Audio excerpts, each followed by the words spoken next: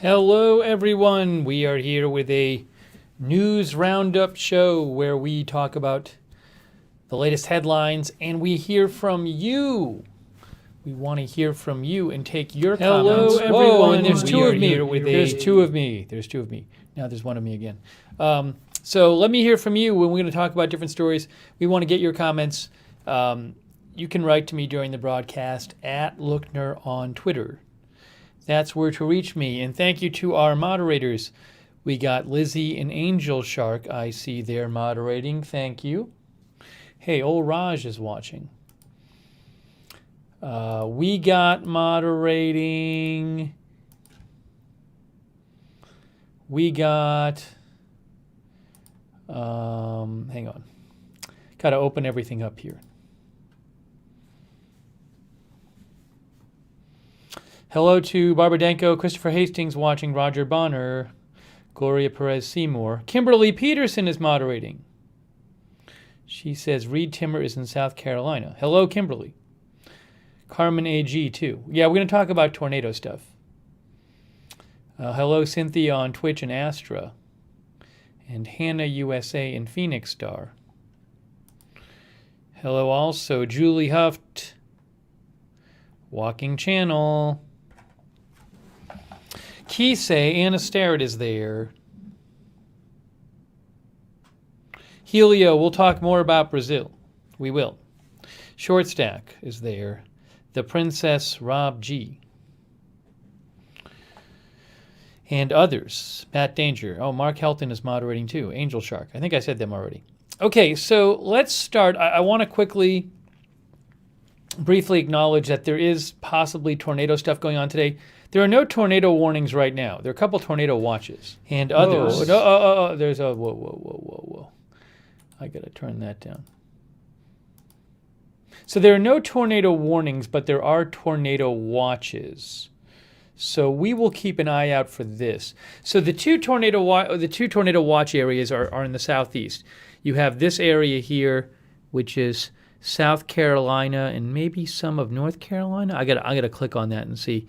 And then this is coastal Carolina, North South Carolina, Georgia, and Florida. So tornadoes possible, but much less possible than yesterday. Less of a threat than yesterday, when there were a ton of tornadoes, and we were covering it. Yeah, so there are two tornado watches right now. Those are the two tornado watches, and this one expires at, I think, 7 Eastern. Let's see, or 6 Eastern. 6 Eastern. So they both expire at 6 Eastern. So for the next 2 hours, 50 minutes. This one is for part of South Carolina, a little bit of Georgia, and a bit of North Carolina. It says a couple tornadoes possible. A couple tornadoes possible. Isolated damaging wind gusts to 65 miles an hour possible. Isolated large hail events to 1.5 inches possible. So again, it's not saying like they expect lots of tornadoes, but they say isolated tornadoes possible. That's there. And the other one is this one. It says a few tornadoes and a couple of intense tornadoes possible. A few tornadoes and a couple intense tornadoes possible. Scattered damaging wind gusts to 70 miles an hour possible. Isolated large hail events to 1.5 inches in diameter possible. So this is for coastal Georgia, some of coastal Carolina, and including Charleston, and also some of coastal Florida, and some inland too. Now, so we'll keep an eye. We're going to keep an eye on the. Hang on a second here. On the radar, but there's no tornado warnings right now at the moment. So if there is a tornado warning, we will cover it. But nothing there right now. Ricky Field says, yesterday was crazy.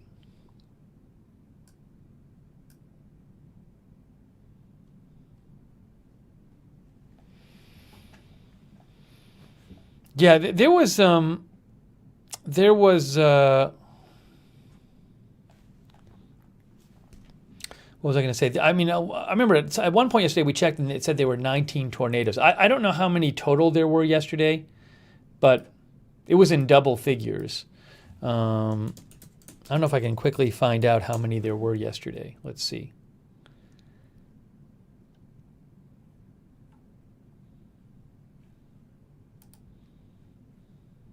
We did this yesterday, where we storm reports. No. Storm Prediction Center. Oh, this is today. See, today there's been one tornado. It says one tornado today. What was the yesterday one? I don't know how many. Oh, previous. This was yesterday. Yesterday there were 27 tornadoes. See, this is from the National Weather Service. Yesterday there were 27 tornadoes. Today there has been one tornado. So 27 yesterday, one today so far. We just found this out yesterday. A viewer told me about these storm reports they have. They give the numbers. I did not know about this before.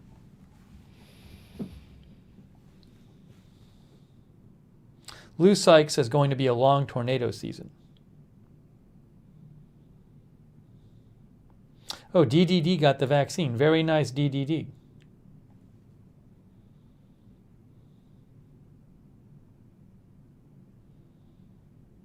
Oh, hey, it's 564 Fire. Hey, 564 Fire, good to see you. I love 564 Fire. So we are on, hold on, 564 Fire on Twitter, who covers fire stuff. 564 Fire. Great fire photography. That's 564 Fire. If you like fire video and photos and live fire coverage, check out 564 Fire on Twitter. But 564 Fire said, where are you going to be broadcasting once Periscope dies? So we are always broadcasting on YouTube, Facebook, and Twitch. So, and hopefully on Twitter too. But Periscope is dying at the end of March. So I'm still unable to, I'm trying to, hopefully, I use Periscope to go to Twitter too. So hopefully Twitter allows me to go there directly, which I can't do yet for technical reasons. You have to get like Twitter Media Studio, and it's invite-only access right now. And I can't seem to get invited to Twitter Media Studio. So anyways, but yeah, always doing it on Facebook, Agenda Free TV, Twitch, Agenda Free TV, YouTube, it's Agenda Free TV, and when we do these roundups, it's on Agenda Free TV too, only on YouTube. On YouTube, there are two news channels, but there's Agenda Free TV. But these, when we do these like interactive news coverage roundups, we do them on Agenda Free TV too. So, yeah, any of those options, you can find us.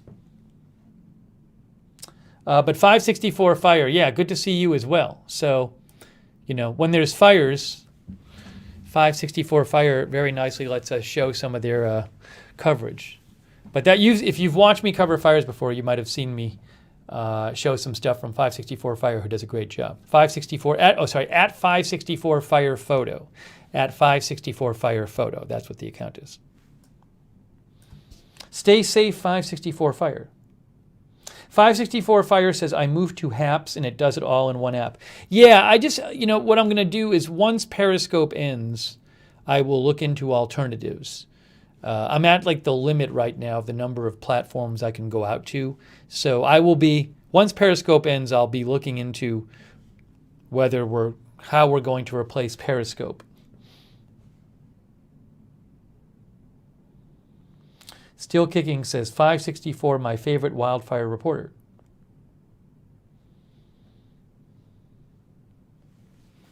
But I'm really hoping we can go right to Twitter. It's just, again, Twitter, technically speaking, I would need Twitter Media Studio to go to Twitter. And it's invite only now. I am hoping because Twitter owns Periscope, I'm hoping once Periscope dies that Twitter will replace that functionality fully by allowing people to stream all the stuff they would have streamed on Periscope to Twitter. But it's not quite like that right now.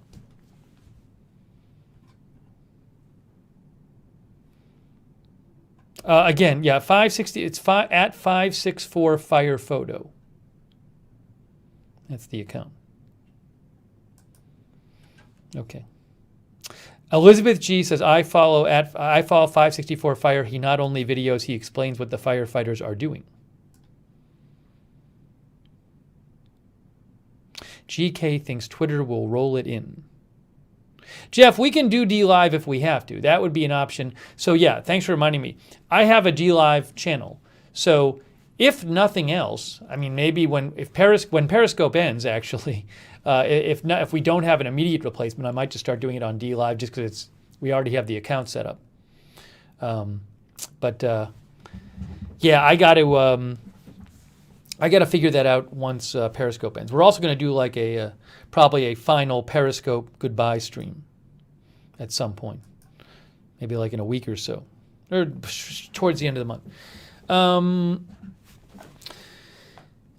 Rita's Real says, thunderstorming in Charleston right now, but not too bad. Schools send kids home early, and lots of businesses closed up early today because of flooding. County Council canceled tonight. Luckily, low tide 6 p.m. No tornado warnings right now. None. So we'll keep an eye on that. Salvatore says, Periscope is a hard one to replace. But maybe, it's... 564 Fire, by the way, says, I'll be out and about this season as soon as it kicks off. Yep, we will be watching you. We will be watching you. Yeah, so look, yeah, I mean, it's sad that Periscope's going away, but maybe Twitter will create some kind of good live streaming system for Twitter. I'm hoping. It would seem weird to me if they got rid of Periscope and didn't expand the live streaming capability for Twitter.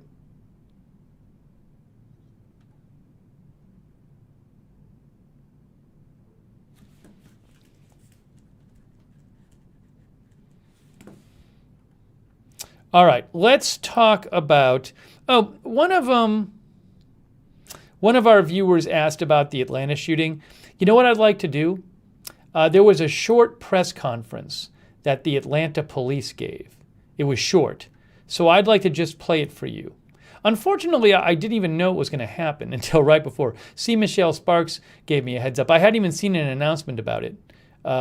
So I didn't cover it live. I mean, it's 2 days after. I didn't think there'd be that much information anyway, and there wasn't. But what I'd like to do is just, let's look at let me show you, it's just a couple minutes long, the Atlanta police press briefing on the Atlanta area massage parlor shootings. We can watch it. Hey, thanks, by the way, Queen of the South. Hey, Queen of the South, that's very kind of you. I really appreciate your support. Queen of the South, thank you.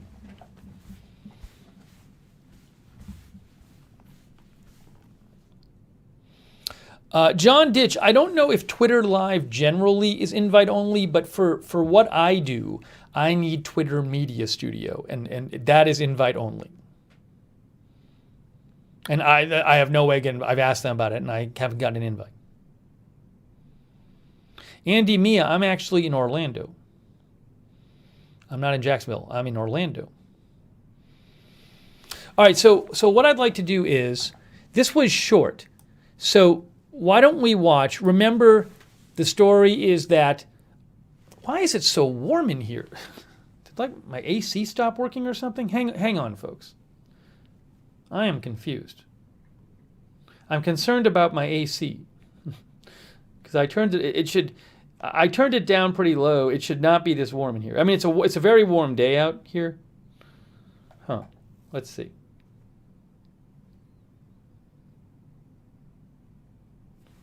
Yeah, it like stopped working. I wonder if the AC in the building stopped working. Hang on, give me 1 second. Let me just do a 2-second check of something. I might have to tell my building the AC is not working. Hang on 1 sec.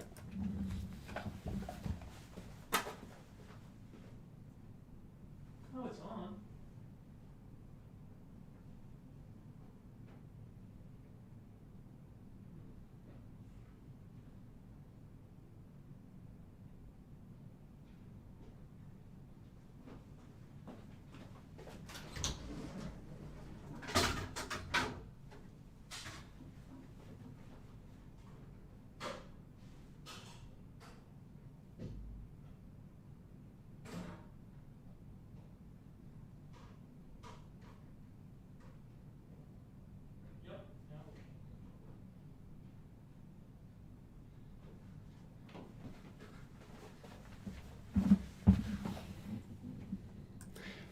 I am right. It's a very warm day here. It's a warm day here.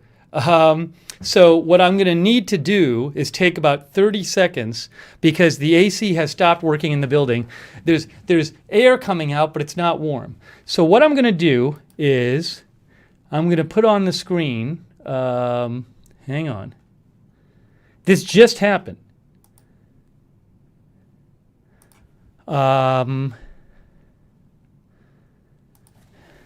Steve back in 1 minute. All right, so give me what I just need to do. I need to take 1 minute and literally just go and just put in the request on the computer for them just to let them know it's not working. So give me 1 minute, guys. I'll be right back because it's important to get this fixed. But and then we'll continue in 1 minute and we'll.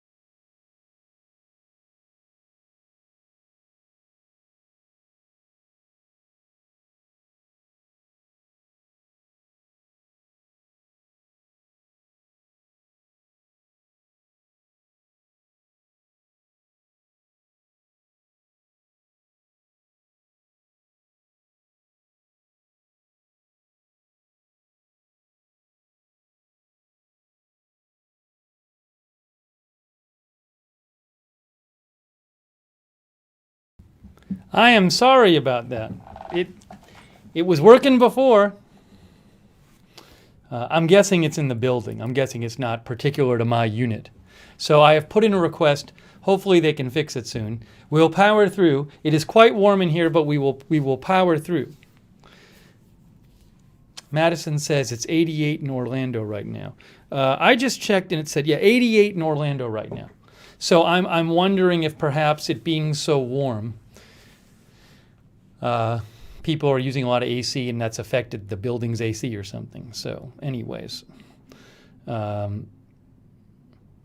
Okay, so what I was going to do is we were going to talk about Atlanta, the whole shooting thing, and I was going to show you the quick update that they had given on that. We're also going to talk about the AstraZeneca vaccine. We got to talk about that too.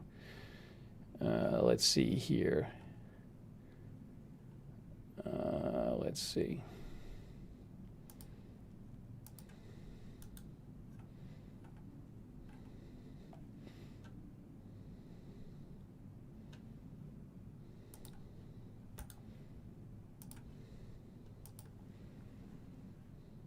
So remember, this story was a couple days ago, 2 days ago, a man went to 3 different Atlanta area massage parlors and shot people at them, and 8 people died.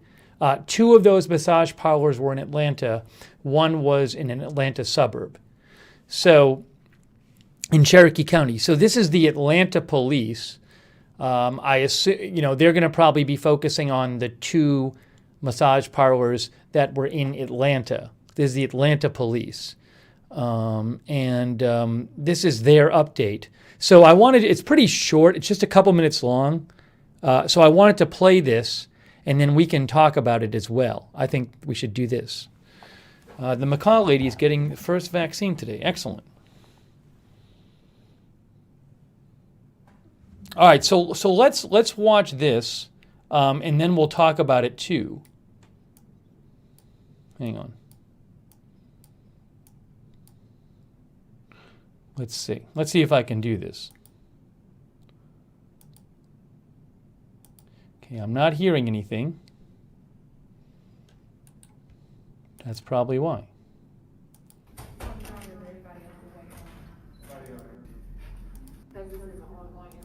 Deputy Chief Charles Hampton Jr.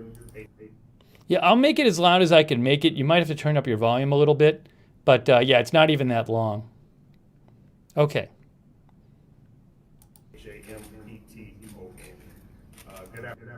Again, that's as loud as I can make it, so maybe turn up your volume.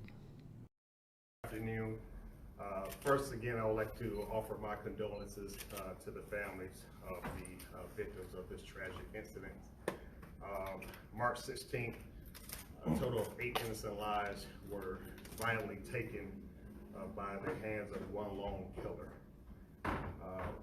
The Atlanta Police Department continues to offer our support to the Asian American and Pacific Islander communities. We've been in contact via Chief Bryant with many of the civic leaders of these communities. As you all know, there was definitely a joint operation that led into the swift apprehension of the suspect. Within 3 hours of our last homicide, this individual was captured. And it could not have been done without the efforts of our state and federal departments. As a result of that, though, we still have an investigation that is still ongoing. Our investigation is separate from the Cherokee County's investigation. Our investigation is slightly different. We had 4 Asian females that were killed.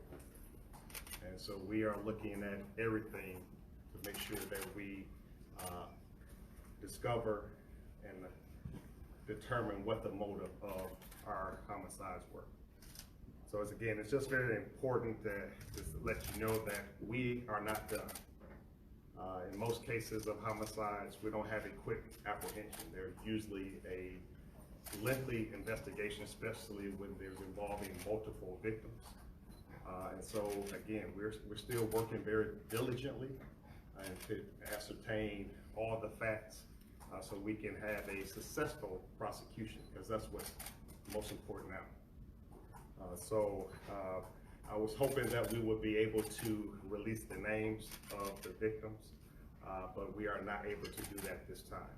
And the reason is we need to make sure that we have a true verification of their identities, and then that we make the proper next of kin notification. And so again, I thought we were going to be able to do that, and out of respect of the lives and of the family, we want to make sure that we do that privately before we release the names of our victims publicly. Again, we can have a couple of questions, but again, it's very important that everyone knows that our investigation has not concluded and is still ongoing. So, is the investigation into a possible hate crime, is that still on the table? Our investigation is looking at everything, so nothing is off the table for our investigation. We got a lot of reaction yesterday after Cherokee investigators said that right now they don't think it's a hate crime, and that this suspect had a bad day and said some things about sexual addiction. And some people criticized that for them saying it so early, and for what he said? I know you cannot speak for the people who said that, but what is APD's position on that? I don't have a position. Like I said, I'm only going to comment about our investigation. And again, we're not prepared to talk a lot about what has been said because again, we're not trying to try the case in public. This is again, it's a tragic. And again, we try to remember that 8 families are impacted by this, and we wouldn't be doing justice by putting a lot of this information out in the public, and especially if, in our cases, where the next of kin has not been notified. And so I know it's tough. I know there are a lot of questions that want to be answered, but again, we just ask that you just respect the families that are still mourning, and some who may not even know yet. And so that's a real key part of for our victims, that our victims' next of kin have not been officially notified. Do you anticipate being able to identify the victims tonight, having reached all of the family members? I'm sorry? Do you anticipate being able to release the identities? As soon as we verify and make those notifications, we're working with the Consular Office of the Republic of Korea also to make that verification. But as soon as we are 100% sure and notifications have been made, we would definitely release those. So that'll likely go beyond today? Yes. And is that the main thing, because they're in a different they're from a different country, that's the main holdup? That creates part of the delay, yes. Is there any indication that the suspect had been to those spots before? I'm sorry? Is there any indication the suspect had visited those spots previously? Right now, earlier in our investigation, it appears that he may have frequented those locations, yes. Both of them? Yes. Frequently? Yes. And that's what I was gonna ask you, is there anything more about the suspect? Did he have encounters at the location, or with any of the victims that you know? Not right now, I can't be able to answer that. But you believe he had been physically at both of those? I can say that he had frequented both of those locations, yes. Are you able to say that he targeted the specific individuals that he actually shot and killed? I will not say that. Again, I would just say that unfortunately they were at that location. I can't say that he specifically targeted those individuals.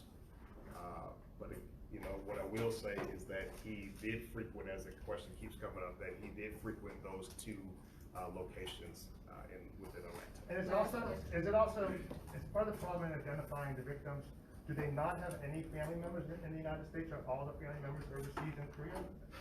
I'm not saying that. It's, again, we just want to make sure that we do our due diligence of that.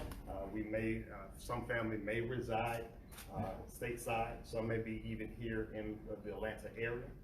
But again, we want to make sure that we do our due diligence to make sure that the identification of the victims have been handled Have first. you ever been called to those locations before? I'm sorry? Have police ever been called to those locations? I think that was addressed last week. I mean, we've had we've had some incidents there, calls there, but again, that's not why we're here, so. Any word on how the suspect got his hands on the gun, the 9mm gun, considering his reportedly mental illness? I'm not sure about any mental illness. All we do know is that he did purchase the gun the day of the incident. Legally? Have investigators interviewed the suspect? Okay, I'll let you turn your volume down. I'll try not to talk too loud. You can adjust your volume again, because I know some people turned it up. So, a couple things of about that press conference. First of all, they did say that the police said that the shooter had frequented both of the Atlanta massage parlors before. Remember, he shot people at 3 massage parlors. 2 of them were at Atlanta. So they were only concerned with the Atlanta massage parlors because they're Atlanta police. So they're saying the 2 Atlanta massage parlors where there were shootings, the suspect had frequented those places, meaning he has been there multiple times before, which I think is important.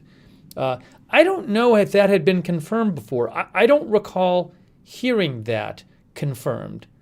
There may have been reports, I might have even retweeted one, that said he had been to these places before, but this is the police saying he frequented both of those massage parlors. And he was confident. I mean, it sounds like they have very good evidence for that. He wasn't like, he categorically said, yes, and sounded confident in doing so, that the suspect had frequented both of those massage parlors before. So that's very interesting. Those specific ones. And then also, he did say that in terms of the Atlanta victims, they're not releasing the names yet because they haven't notified all the families. And he said some of the families are in Korea. Now, we know the Korean government said that several of the people killed were of Korean ancestry. But, again, specifically speaking, he said there are family members in Korea that need to be notified who are not. So there might be people whose family is only in Korea, and they haven't contacted them yet, so they haven't released the names of the people. So that was kind of interesting. Hopefully they can get informed soon. And I'm going to actually check. I haven't checked today some of the articles being written by the local media. Maybe there's more details there. So I want to get updates, see if there's anything in the local media more about the suspect. Debbie Dawn says no background check and no waiting period. I think I was reading an article that I believe in Georgia there's no waiting period. He bought the gun, I believe, the day of. I'm going to check some of the local. I'm going to check like some of the local media and see. We'll get an update on what the latest details are. Mark says there are states that don't require a waiting period.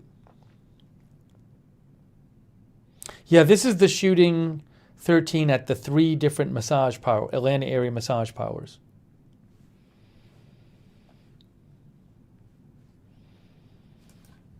You can write to me, by the way, at Lookner on Twitter. Let's see here. Let me do this.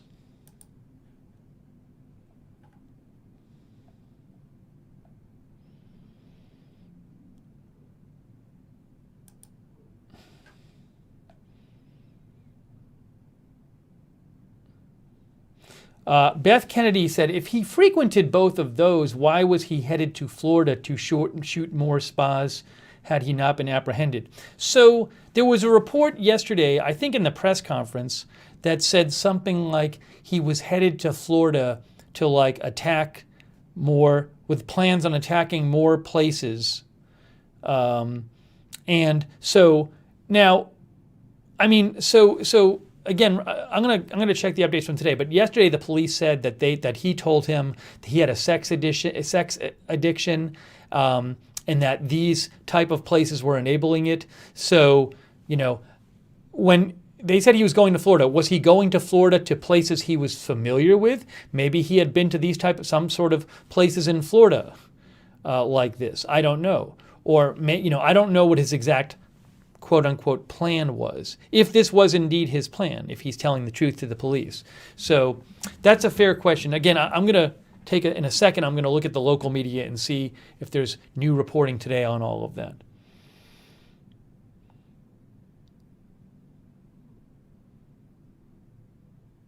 Joan Smith says, with all due respect, I don't think anyone can speak for him. The whole thing is tragic.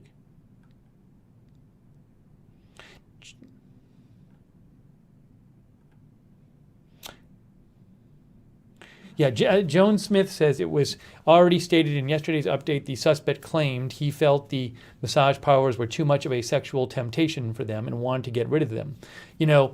And that's what he told police, what the police said. But let me check in a second. I'm going to check the local media updates for today and see if there's anything new. By the way, thank you to Helen Anderson and Tony Rayner. Thank you so much, Tony Rayner, for the Facebook stars, and Helen Anderson as well. I really appreciate that. Hang on a second.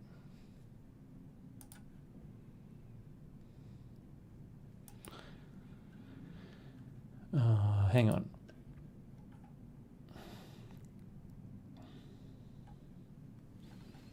Our viewer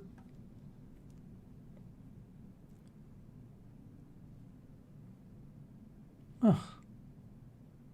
Hang on a second here.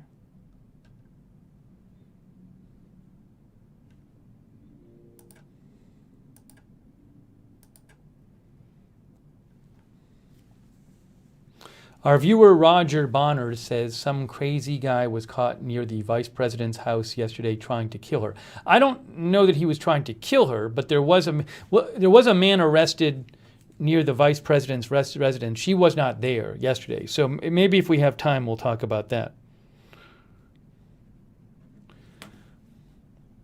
All right, let's see.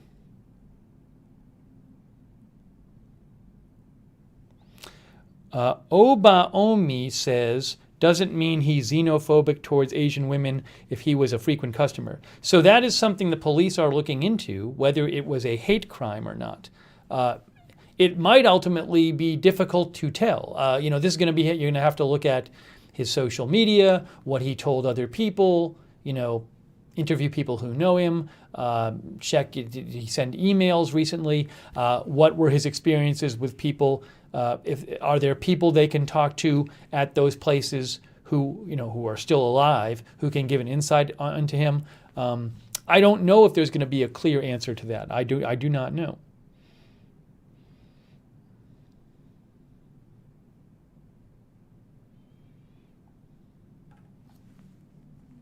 Pinseeker says there's no waiting period to buy a gun in Georgia.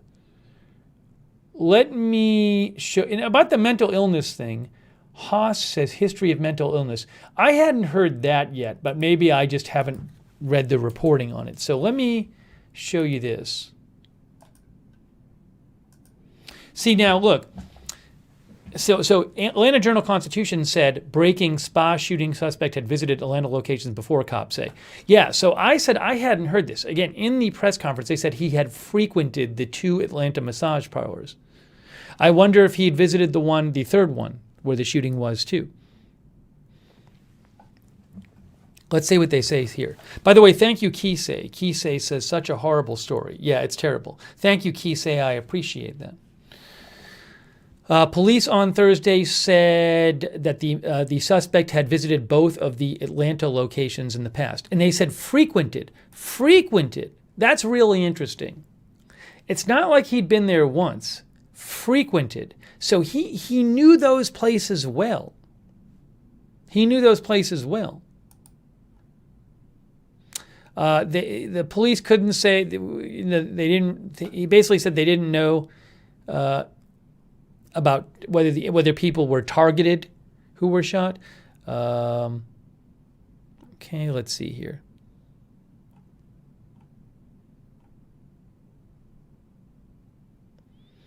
While Cherokee County investigators have said these shootings did not appear to be racially motivated, Atlanta police have not ruled out charging along with a hate crime.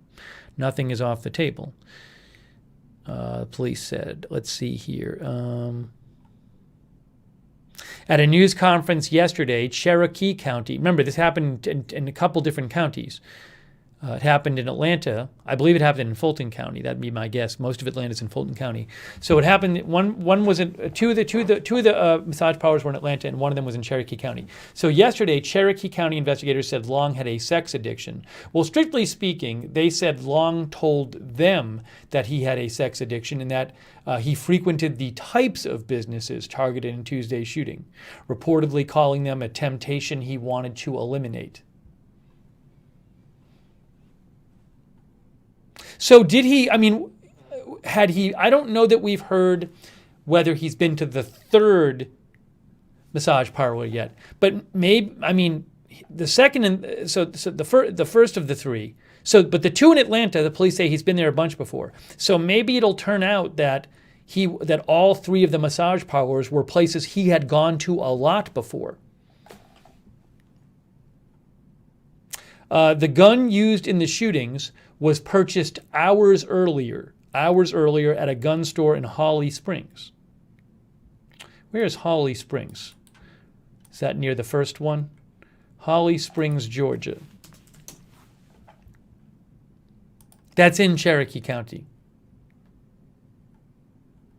Yeah, Holly Springs, right around here was where the first shooting was, and Holly Springs is right here, so it's not far from where the first shooting was. So he purchased it hours before. Let me see if 11 Alive has anything different.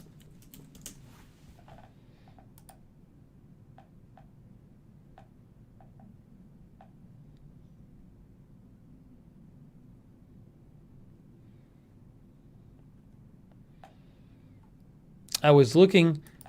Now there's this whole thing. Captain over spa shootings appeared to promote shirts with racist slogans about Asians. There's this whole thing. I'm trying to focus for now on the details about the actual shooter.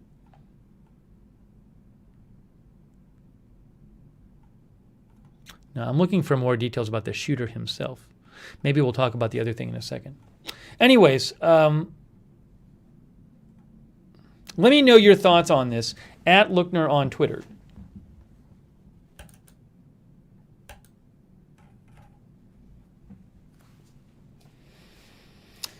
Karen Brody, our viewer, says, my guess is one of the parlors or an individual woman told him to clear off. He's an incel that would consider rejection a reason to murder women in mass, blames women for his own inadequacies. That's what our viewer Karen Brody thinks. Sid Gilmore says, do they have the death penalty in Georgia? I do not know. I don't know if this would qualify.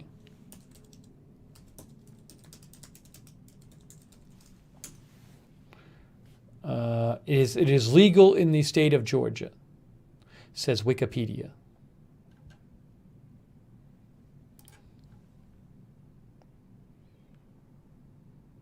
Yeah, this I have no idea about whether they would ask for it in this case and when it's typically used there or asked for. History Underfoot says, what was his job? I don't know that we've heard anything about that. Heavy.com might have something. They usually try to get information about... Ooh, look. Robert Aaron Long's parents and family credited with quick apprehension. See, I didn't even hear this before. Oh, this was in the press conference yesterday. You know, it's dumb. I totally forgot yesterday. We were covering the tornadoes all day yesterday, and I just forgot to listen to the press conference from yesterday. The quick apprehension of Robert Aaron Long started with a photo and his parents, the Cherokee County Sheriff said yesterday. The family called police to say they believed their son was the shooter. See, I didn't even hear this. Long told authorities he was planning to carry out additional shootings. Okay. Long's parents saw the photos and the Cherokee County Sheriff and told authorities it was their son.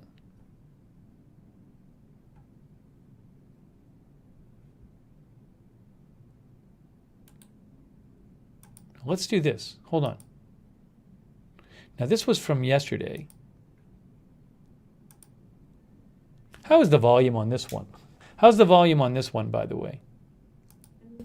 Acting U.S. Attorney for the Northern District. It's not particularly great. It's not particularly great. So I'm not gonna play this whole thing now because it's like 20 minutes long, I think.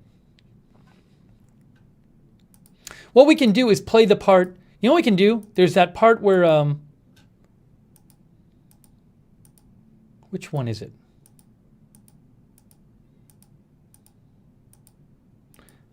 I think it's this guy.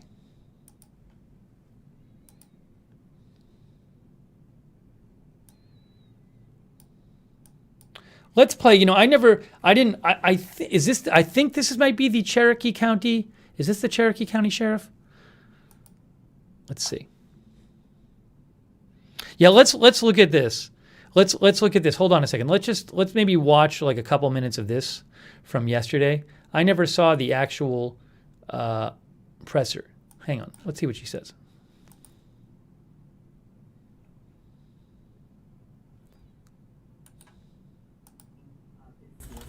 that have not been on our radar, not on the radar of APD. Mayor, Can what's your somebody talk message to us about to the the, surviving victim that was shot outside of the store? Can someone talk to us about this? Key partners. Thank you. I'm Captain Jay Baker with the Cherokee Sheriff's Office. So that victim is stable, in a stable condition at Wellstar Kennethon Hospital in the area. Was he caught in the crossfire, or do you think he was a? Don't know, and by the way, I agree with the mayor, we're not going to do any victim shaming. We're not sure what his presence was there.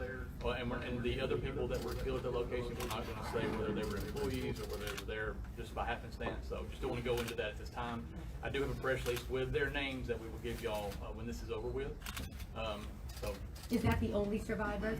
that is the only survivor. We had 4 killed and 1 survived. Thank you. Do you have a sense Stated that his the social media suspect history? was perhaps upset at these locations for allowing him to have an outlet for his addiction? Can you elaborate on that? Yeah, let me go into a little bit of detail. So the suspect did take responsibility for the shootings.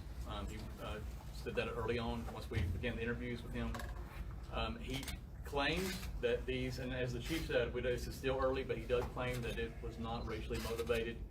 He apparently has an issue, what he considers a sex addiction, and sees these locations as something that allows him to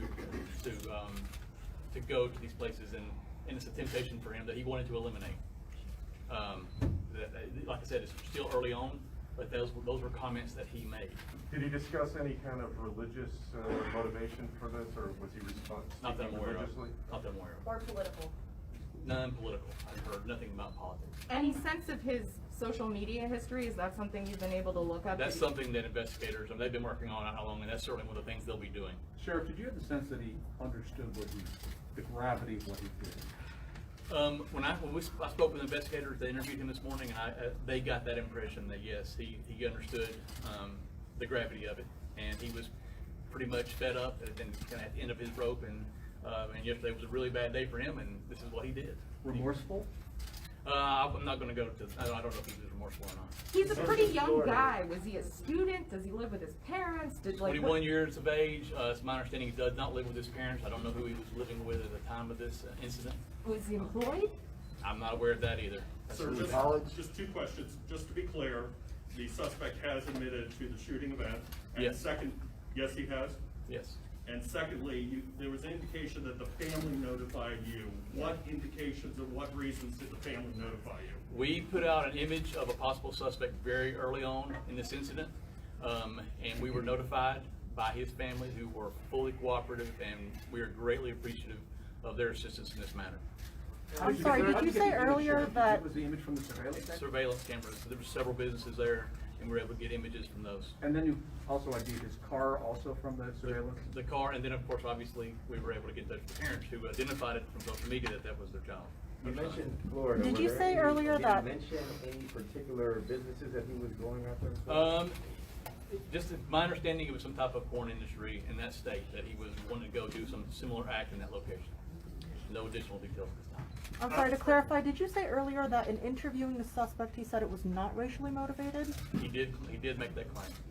Does he have a criminal past? Despite there not being a racial motivation, there has been a very real set of anti-Asian hate attacks across the country. We've heard from New York City police that they're actually sending resources out of an abundance of caution to their Asian communities across the city. Now, for any of the law enforcement partners here, is there anything similar as far as strategy and extra support for either the Asian American communities in Metro Atlanta or similar businesses like massage parlors? So obviously, whatever the motivation was for this guy, we know that many of the victims, the majority of the victims, were Asian. We also know that this is an issue that's happening across the country. It is unacceptable, it is hateful, and it has to stop. Okay, so I was just checking. Oh, sorry. You can turn your volume down now. So that was from yesterday.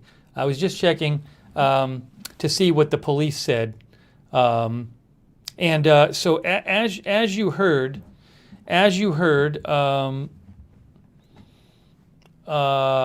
the police said that Cherokee County had put out on their Facebook. Cherokee County Sheriff Facebook.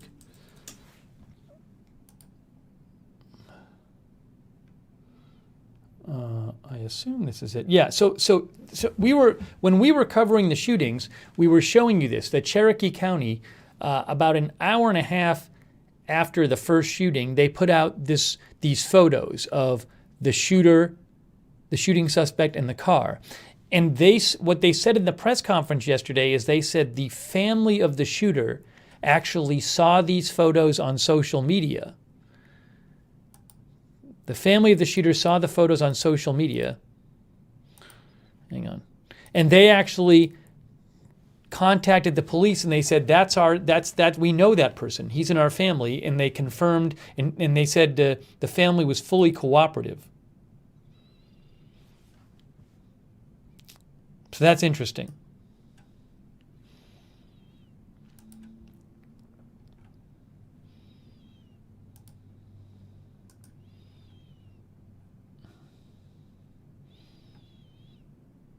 Long and his family were heavily involved in their church, whose elders said they are grieving and heartbroken. This is from Heavy.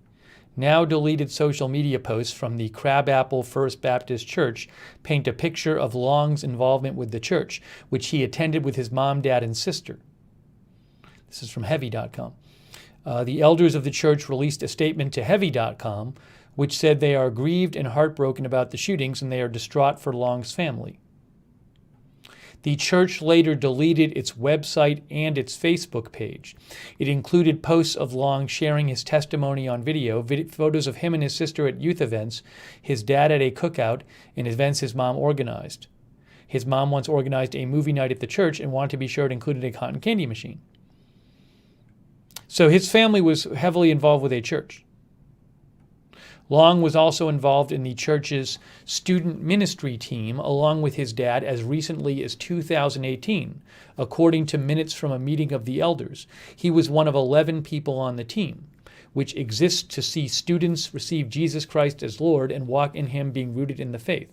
Long's dad deleted his own Facebook page in the hours after the shooting, and it did not appear that his mom had a social media presence before the shooting.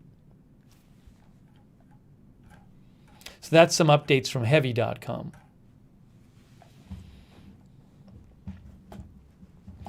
Jeff Haas says, glad the family turned him in. They saved lives. Look, if they weren't able to catch him before getting to Florida, the police said they thought he was going to Florida to shoot more people.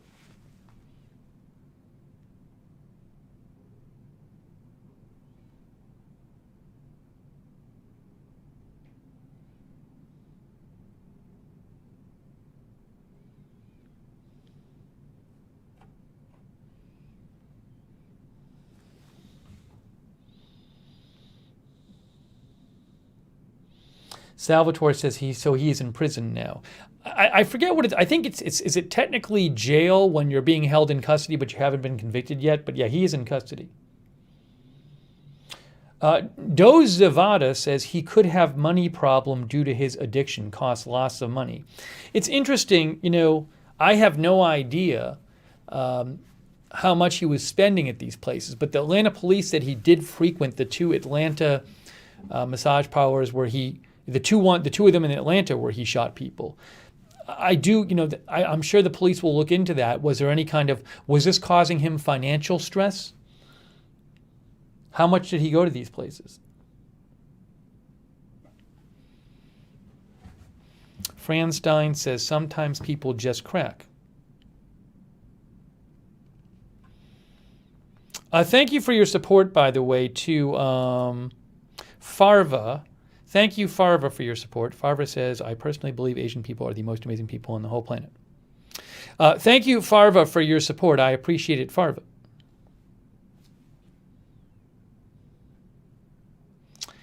Andy Mia, today there were two press conferences. Today, they didn't say that much. The big thing they said today is they confirmed that he had frequented the two massage parlors in Atlanta where there were shootings, where he shot people.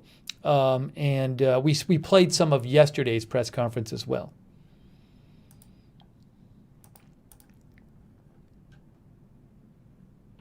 Zalophead says so complicated. Not Cupcake says, do we know where he lived? No. Well, he lived in Woodstock, which is near where the first massage parlor was. Who did he live with? What is his apartment? I'm actually surprised we have not seen footage of, like, a lot of times you'll see local news with footage of the police, raiding and searching his residence. Maybe the police searched his residence already and local news didn't figure out where it was, so they didn't get footage of it. But I would guess they know where he lives. But I don't know. Maybe they still don't know where he lived. But I'm guessing the family's cooperating with the authorities. I'm sure the family knows where he lives, although you never know.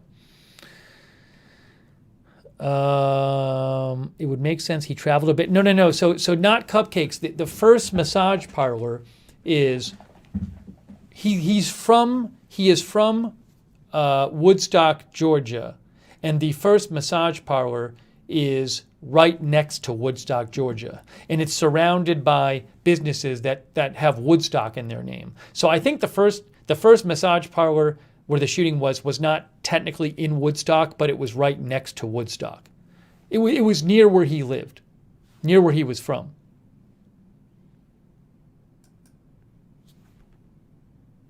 History Underfoot said his father had kicked him out. I haven't seen that report. Where did you see that?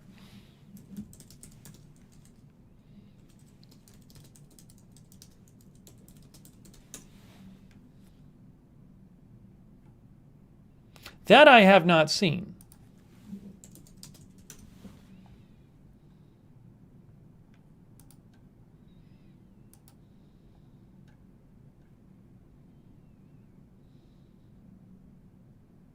If you have an article mentioning that, let me know. I have not seen that. Lynn says he got kicked out of his parents' house. Where was that? I have not heard that. I have not heard that he was in a rehab facility.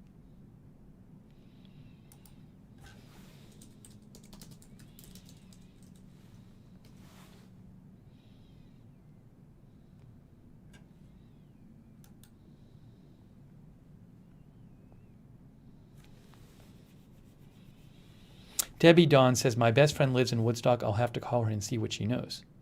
Yeah, I haven't seen, it was in the last article. Oh, was it in the heavy.com article? Hold on a second. Was it in here? Did I not see it? Okay. Blah, blah, blah, blah, blah. Blah, blah, blah, blah, blah. Oh, you know what? I had not seen this. Now let's see, where did they get this from?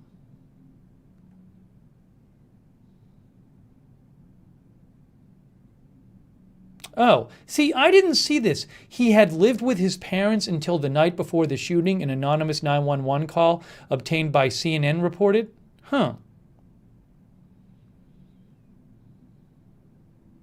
The incident report from the Cherokee County Sheriff's Office indicated an anonymous caller told a dispatcher the suspect may be his son. He added his son does have a tracker on his phone.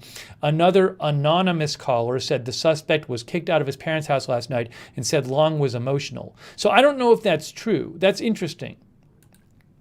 I missed this. Yesterday I was covering the tornadoes all day and I just missed this. Let's see what they say here. Not much info has surfaced about him.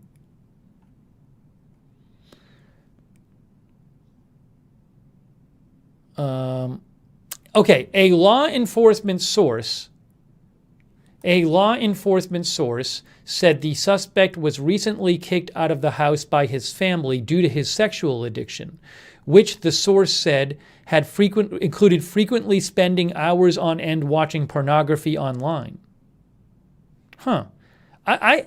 Yeah, Natasha said they talked about it on CNN and MSNBC last night. Yeah, I'm sorry. I was covering the tornadoes yesterday, and then after that, I really kind of I was so busy. I didn't make a big effort to look into this. So I hadn't seen this. So I know a lot of you guys might have seen this last night, but I hadn't seen it. Let me see this here.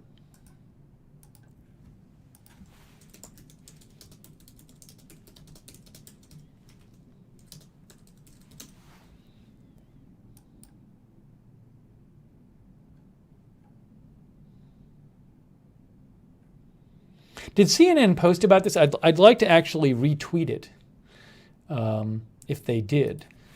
But otherwise, I'll post a tweet about it because I hadn't seen this. Let's see. This would have been last night. I'm looking at their Twitter. They say CNN breaking news. Okay. I don't see it there. How about their like normal Twitter?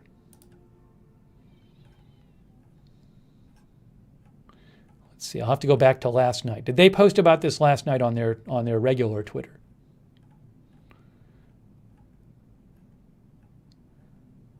Okay, we'll keep going, keep going, keep going.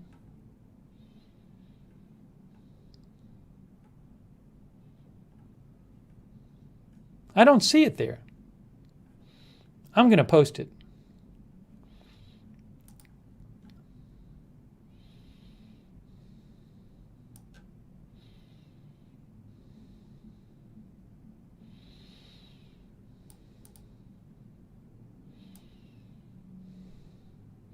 According to the incident report from Cherokee County Sheriff's Office, a 911 caller said the suspect could possibly be his son and does have a tracker on his phone. Another anonymous caller to 911 told dispatch the suspect was kicked out of his parents' house last night, adding that he was emotional, the incident report says. I'm posting this.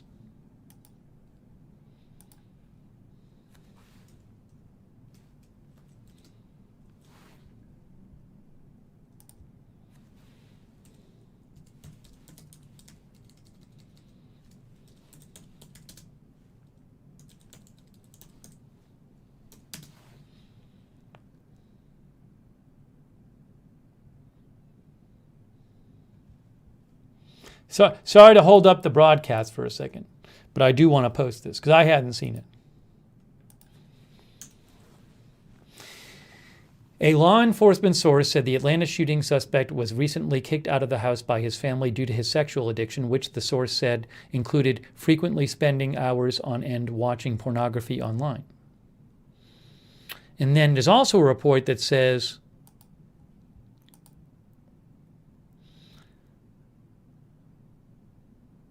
a 911 caller said the suspect was kicked out of his parents' house last night.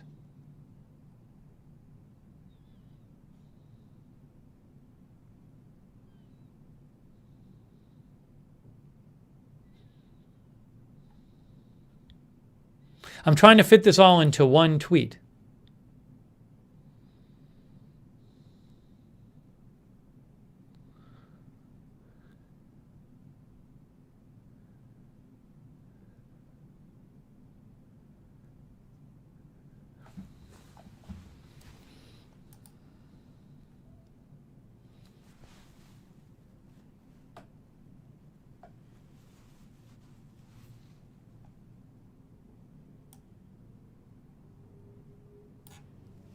Okay, and then I'll actually do this. What I'll do is I'll put this.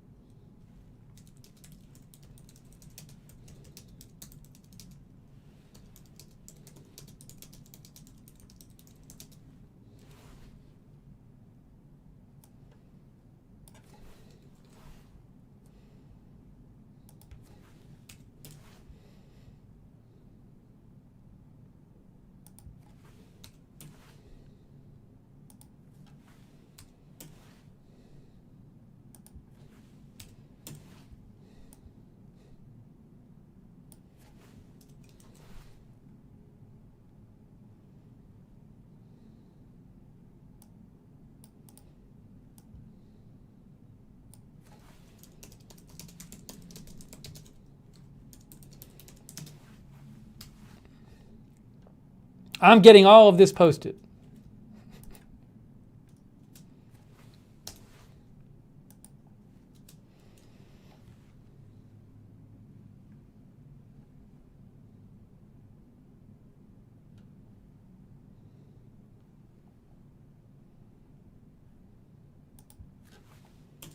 Okay.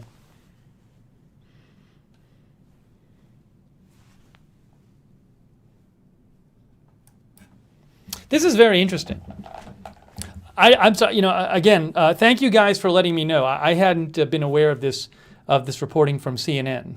So again, just to go over it again, I'm sorry to take the time to tweet it out, but I did want to post it. I think it's important. So again, first of all, a law enforcement source said the suspect was recently kicked out of the house. It looks like maybe the night before the shootings. Kicked out of the house by his family due to his sexual addiction, which the source said included frequently spending hours on end watching pornography online. According to an incident report from the Cherokee County Sheriff's Office, a 911 caller said the suspect could possibly be his son and does have a tracker on his phone. Another anonymous caller to 911 told dispatch the suspect was kicked out of his parents' house last night, adding that he was emotional.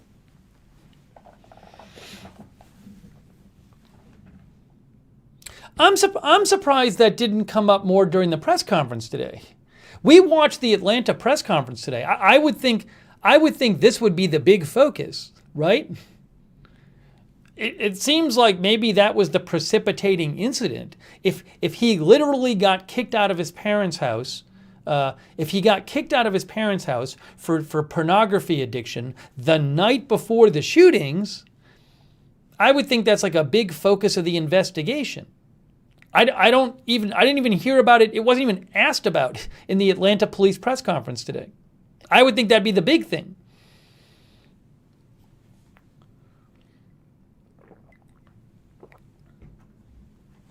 Let me take some of your comments.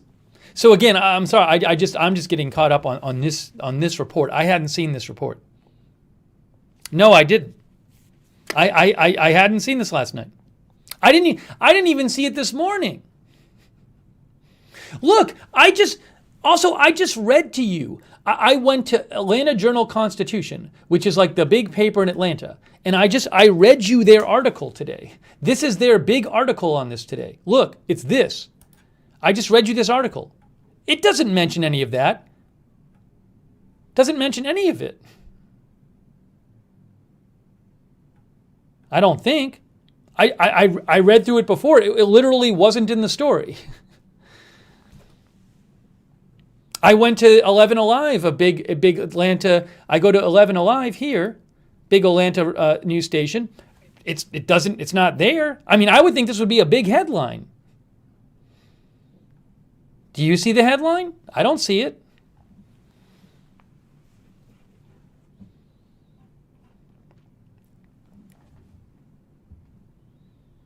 So I mean, and I've been checking my different news Twitter feeds in different outlets, and I just haven't seen it reported. So, again, I missed it last night, but it's not like I feel like I watched the Atlanta press conference today live, and they didn't mention it.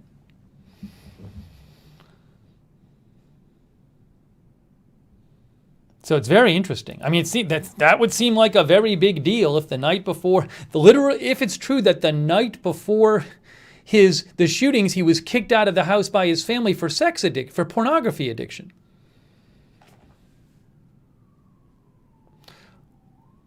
Also, if this is true, if it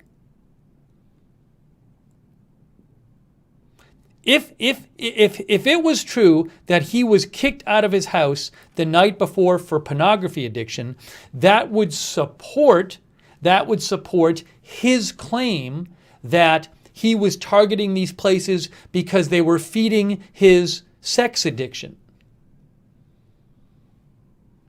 Right? I mean,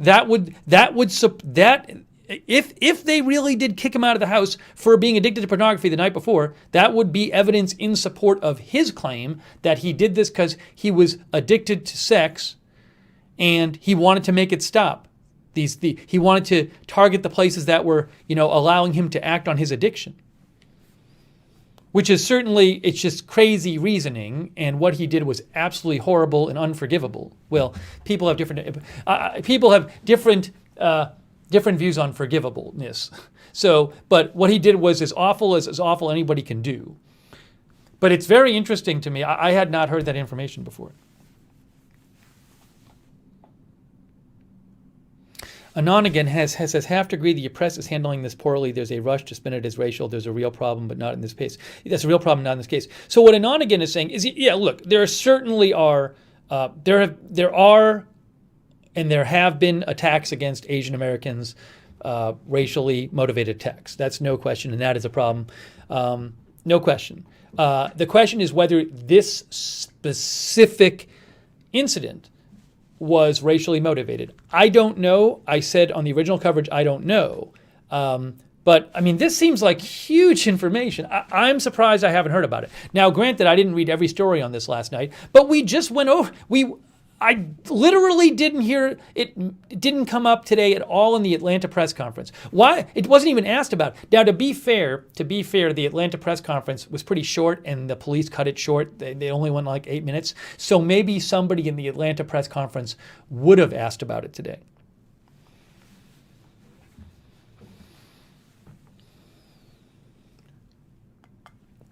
But this is very interesting to me. I had not heard this at all.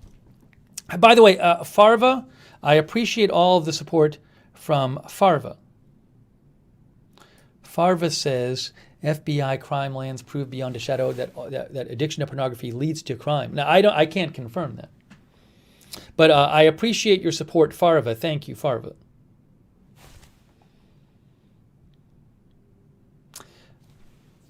Not Cupcakes doesn't like that the family kicked him out. Look, I can't speak to what was going on in his family, right? So you can imagine all kind of specific circumstances. I will say this. I would not be surprised if it's true that the family kicked him out the night before. I'm guessing that the family probably feels awful, like thinking like, I would not be surprised if family members are like, whoa, if we didn't kick him out, would he not have done this, right? Now, I'm not saying they deserve to be blamed at all, and I don't even know what's going on in the family, but assuming they did kick him out, it would not be, I would not be surprised if, whether rightly or wrongly, they are, of course, obviously they're upset he did this, but they might think that they might be saying, what if we didn't kick him out? So just terrible.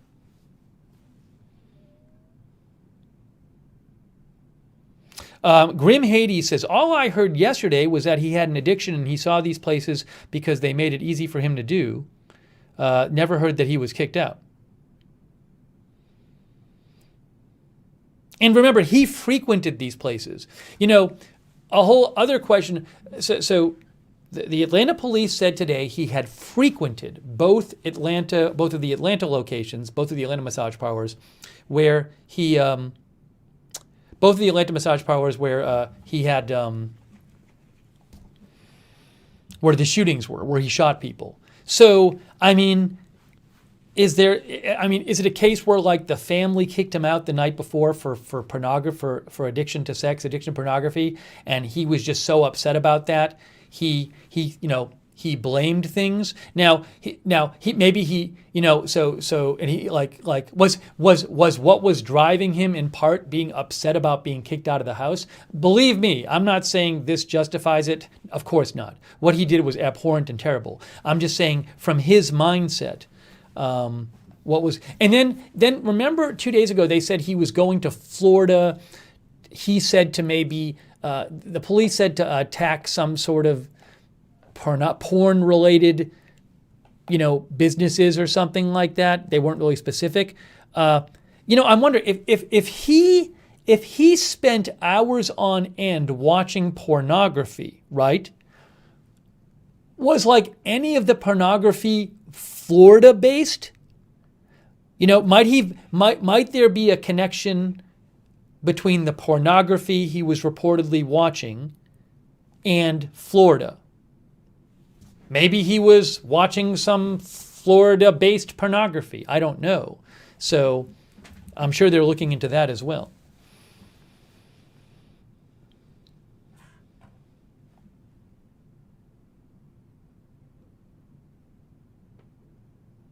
CDLR says you can't rule out racism yet. Oh yeah, I agree.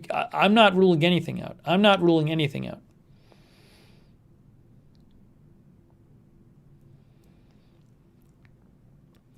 Karen Brody says he went to the parlors out of choice. Nobody dragged him there.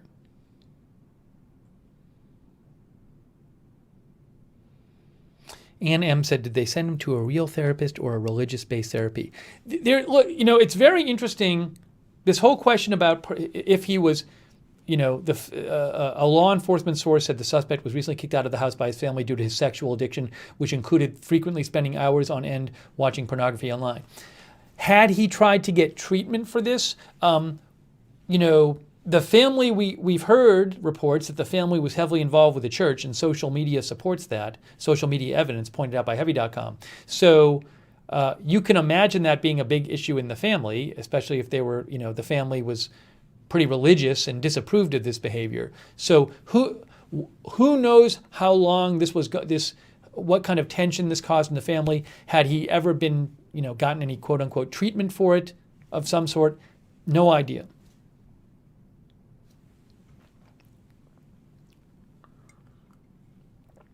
Nate Skates said family kicking him out may have fueled the mental instability.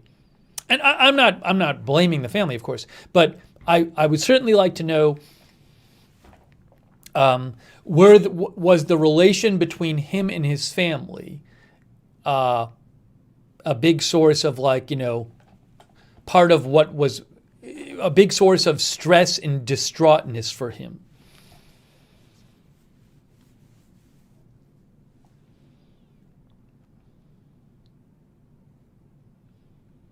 Thank you, Farva. I appreciate your support, Farva, by the way. Thank you, Farva. That's very kind of you. Kimmy Rose says they shouldn't have kicked him out for pornography addiction, support him with more and more intensive therapy rehabilitation.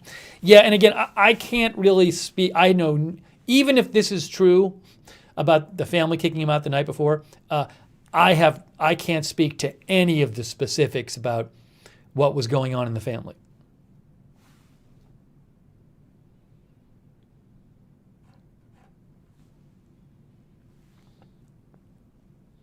Let's see. Misty Blue says, if he hated Asians, would he have been spending his money at those specific places?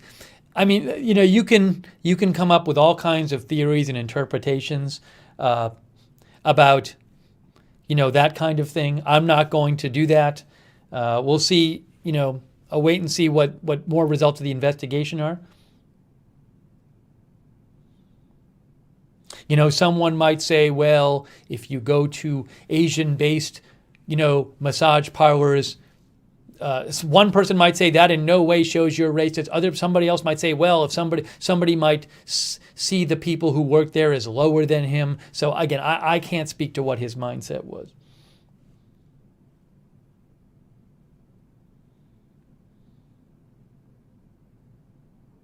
Now, Still Kicking heard that his roommate from a transition house recognized him and phoned police. That I have not heard. Oh, here it is. Look, it's in the article. See, here's another thing I didn't know. Tyler Bayless said he shared a housing unit with Long at Maverick Recovery, a rehab facility in Roswell, Georgia, between August 2019 and January or February 2020. He said most residents were suffering from drug or alcohol addiction, but Long was being treated for sex addiction. See, I didn't even hear this. I'm catching up. It was something that would absolutely torture him, Bayless said. He said Long was deeply religious, would often go on long tangents about his interpretation of the Bible, and was distraught about his addiction to sex. Bayless said that on multiple occasions during his stay at the facility, Long told him he had relapsed and gone to massage parlors explicitly to engage in sex acts. I can't believe I'm just hearing all of this stuff. I can't believe it. I apologize. I apologize for not hearing this sooner. This whole article is like news to me. Another former roommate of Long's also told CNN that Long had been in rehabilitation for sex addiction and that in summer 2020 he had lived with Long at a transition house for people leaving rehab, though he declined to name the facility or divulge the state where it's located. He recognized Long from the surveillance footage disseminated by authorities, and Cherokee County dispatch records indicate the ex-roommate called police Tuesday night. So the ex-roommate did call police. A Facebook spokesperson confirmed to CNN they removed an Instagram account the company believed was linked to Long.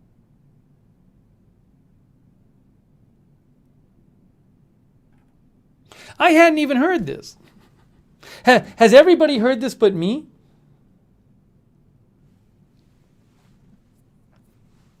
Thank you, Still Kicking.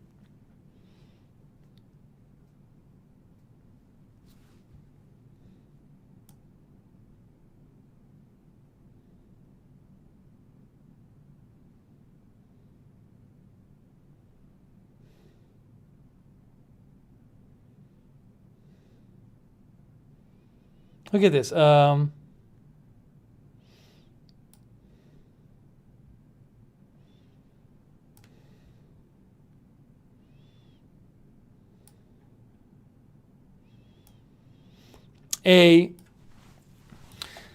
CNN also reports a former roommate of the Atlanta shooter at a rehab facility said that on multiple occasions during his stay at the facility, Long told him he had relapsed and gone to massage parlors too. Yeah. Let me just hold on. I gotta post this too.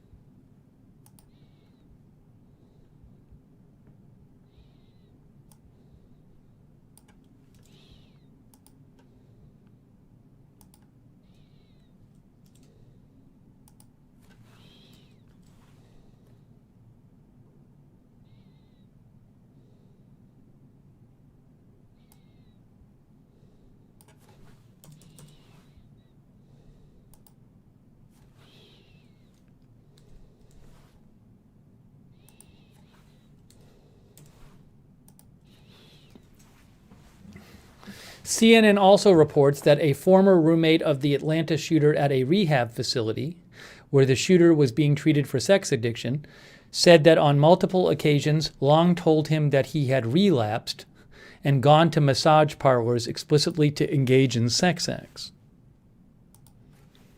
Again, I'm finding this out for the first time. This stream is me finding out news a day late. It's me finding out news a day late.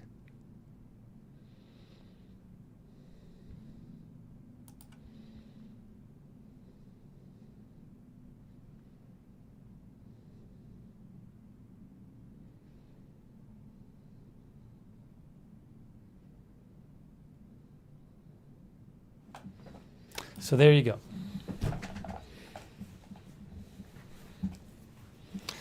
I'm sorry. I mean, this is all. I feel like all this stuff is hugely important, and I just saw it today. Ray Skymonker says, if all of that is true, then yeah, he knows what he did and specifically targeted those establishments and those women for their race because that's his fetish and the only place to feed his addiction. Well, I can't speak about that because I don't know, was he only going to massage parlors with a certain type of person working there? Was he only watching a certain type of pornography? I do not know. Norma Starr says, this is the first I'm hearing all of this too.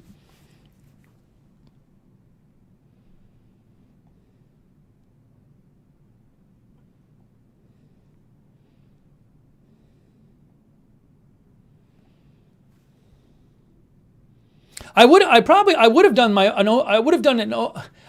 done a stream on just this.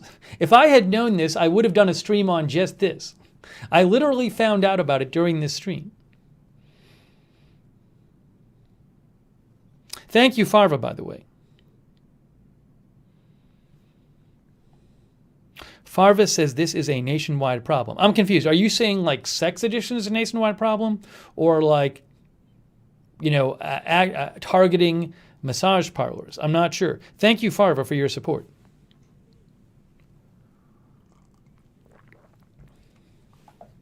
John Ditch says, first I heard any of this. Helene Bemis said, I had not heard some of this. Now, the princess says, I think this is why he had a tracker app on his phone. That's interesting. The family said he had a tracker app on his phone. Is it because he had been in rehab?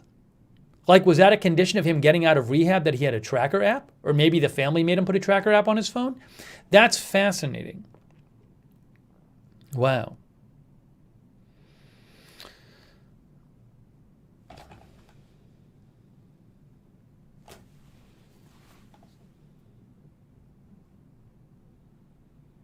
Kimmy Rose says, at this point, without all the facts, it's such a speculative, controversial issue, still worthy of discussion. I'm enjoying the dialogue.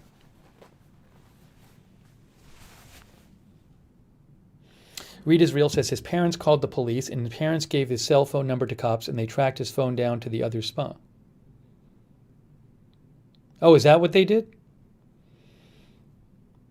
Maybe I missed that. That might have been in the press conference yesterday.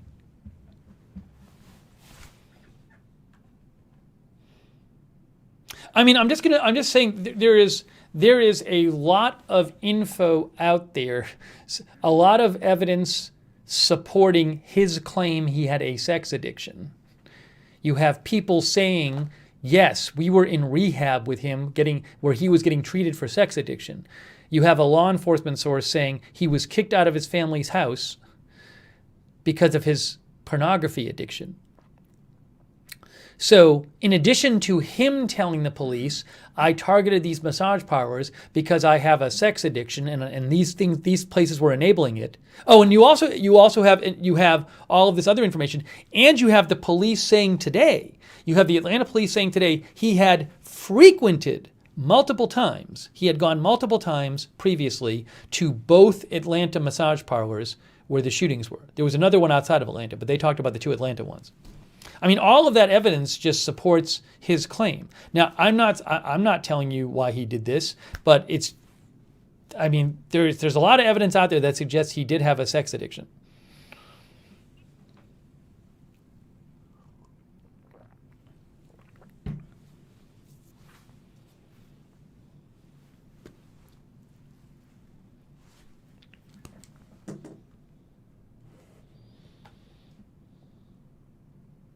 Tiny Prepper said, so they shut down the massage places. Just to be clear, I have not seen any reporting suggesting that at the 3 massage places there was illegal stuff going on. I haven't heard any reporting about that. I have no idea what goes on there, but I have not, until I hear reporting saying that there was. I'm not going to say anything about it. I'm not going to say there was, because I haven't heard any reporting that says there was.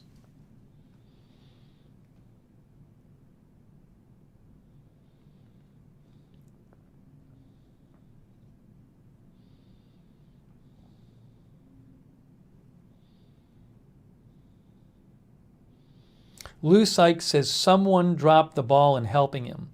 Well, it's that I can't assess. Assuming he was addicted, had sex addiction, I can't assess that because I have no idea, what kind of treatment he got, what the discussions were with people in his family. Some people are addicted very, very strongly to X, Y, or Z. And it can be a very, very difficult thing to stop. But certainly what he did was horrendous and inexcusable. But I'm sure the police are, the police said the family's been cooperative, so I'm sure the family, if it's true, as this reporting says, that he was kicked out of his house, the family's house, the night before because of his pornography addiction. It says right here, a law enforcement source said the suspect was recently kicked out of the house by his family due to his sexual addiction. Well, I guess not just pornography addiction, including a sexual addiction, which the source said included frequently spending hours on end watching pornography online. And also, you have an anonymous caller told 911 that the suspect was kicked out of his parents' house last night, adding that he was emotional. And you have a person who said they shared shared a housing unit.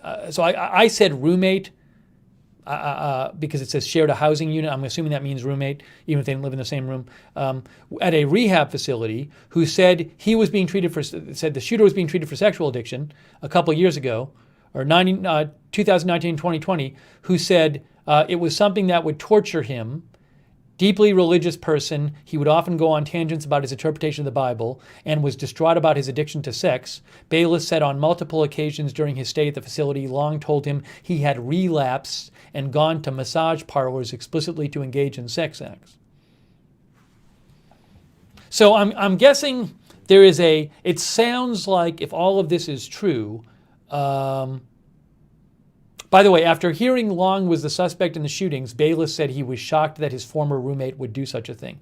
If all of this stuff from the past is true, I'm guessing police there's going to be a lot of background for the family and other people to give to the police. If this stuff is true, there's a whole history of him dealing with this addiction.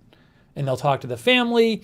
They'll talk to people who lived with him at the rehab places. They'll talk to the people who worked at the rehab places. So, the princess says, accountable to you on the App Store tracks everything. I don't know what that is. I don't know if that's an app I don't know if that's an app he had. But as an example of such an app, accountable to you. What does this say?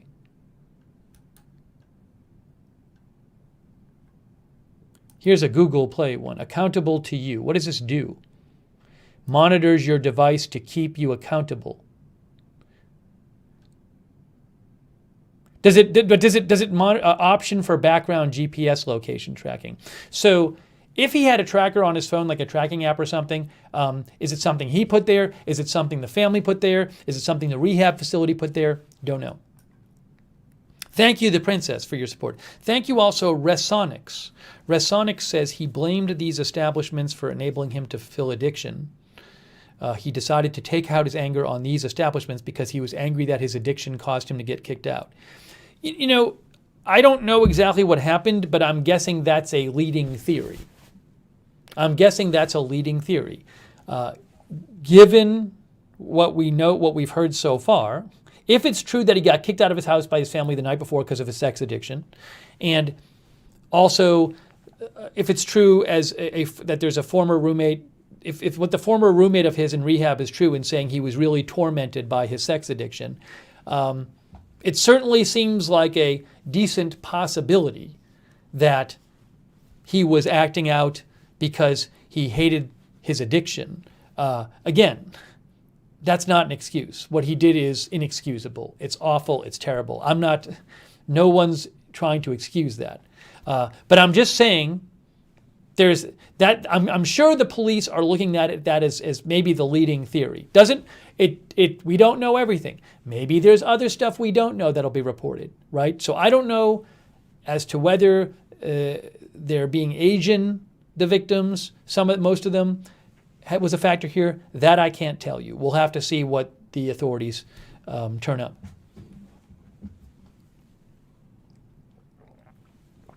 Thank you, Resonics.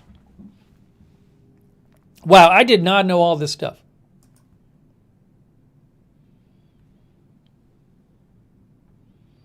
Ann M. says, textbook narcissist move, blame others for the problems you yourself caused.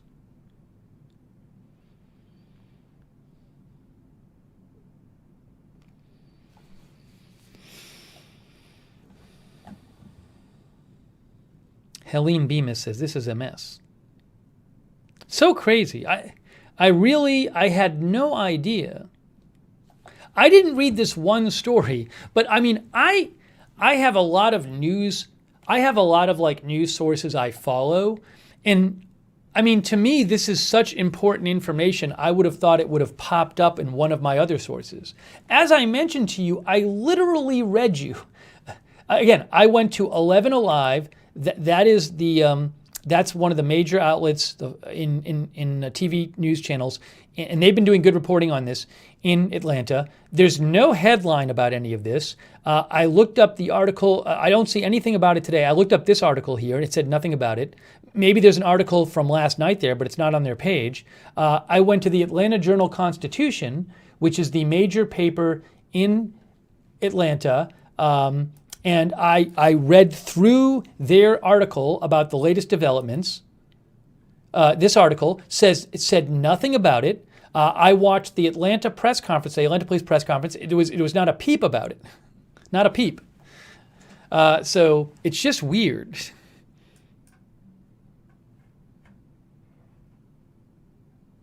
Resonic says, I'd be interested to know if he had been drinking or under the influence when this happened. That we also don't know.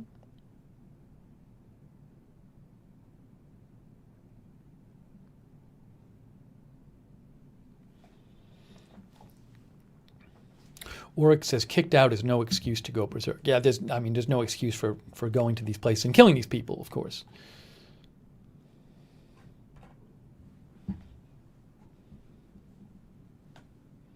Melissa McQueen says, I hate that we're having to give this guy so much attention, but I think it's a huge under-addressed issue.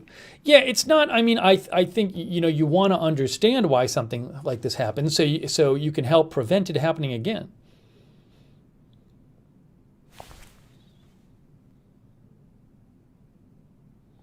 Yeah, CJS says you were busy with tornadoes. Yeah, I mean, that was my focus for most of the day. I was checking the news last night. I just didn't see this one story.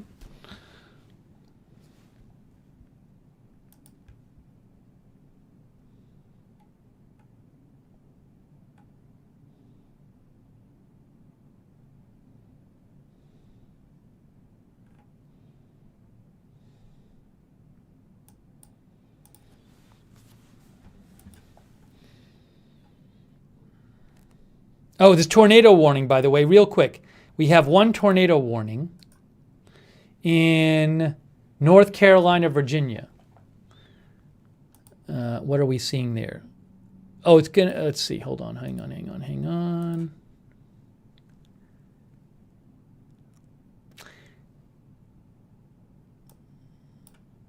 This is, I think, border of North Carolina, Virginia. Yeah, North Carolina, Virginia border.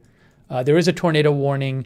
I am looking at the velocity radar. I think it's not, you don't see a clear couplet here. The area of concern is probably right in here. You see a little red here. It's going to be right in here, this area here. But you're not seeing what you're looking for, like a yin-yang kind of thing, like an oval of red next to an oval of bright green kind of thing, bright red and bright green. You're not really seeing that here. Doesn't mean there's not a tornado, but hopefully it doesn't start looking worse.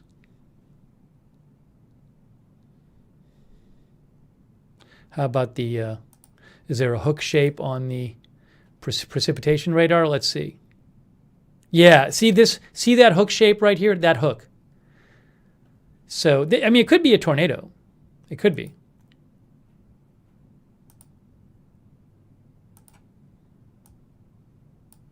But this hook, see, you have some red right here. So, then you have a little hook right here. So there might be a tornado right here.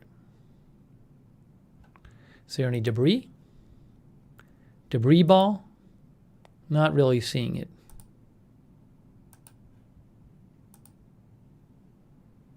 Fortunately, it's not over a town, it doesn't look like.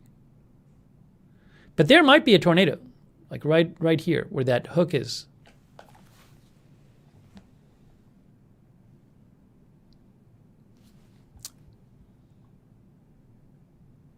This is radar scope right here. I'm looking at radar scope. Again, this is the Virginia-North Carolina border.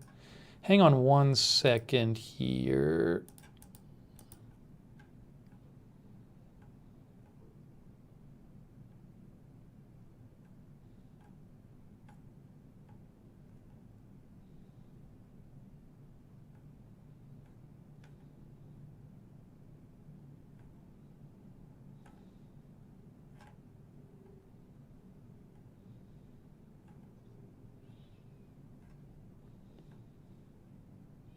See, this says there are two. It says this is the one we're looking at right here. Tornado warning. No, this says there's 2 tornado warnings. Did this one expire? Maybe that expired. On radar scope, it says there's only 1. Oh, no, there's more. Hold on, guys, there's more tornado warnings. There's 3. Look. This is also in North Carolina. Near Charlotte. Look, near Charlotte, tornado warning.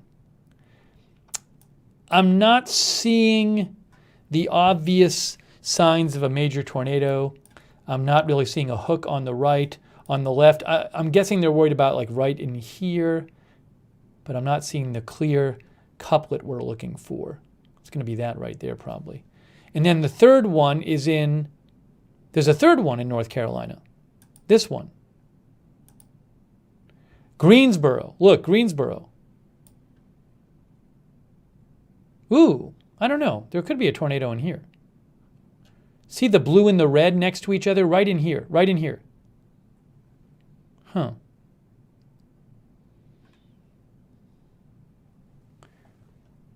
I don't know that it is, but that blue and red area right in there, going right through Greensboro.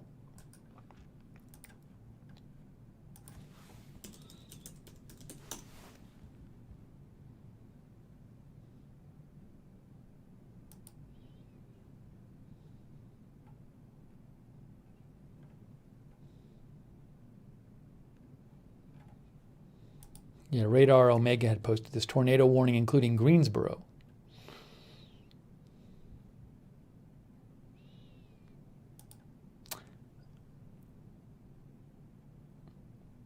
If it's not a tornado right now in Greensboro, it's certainly some very severe weather there.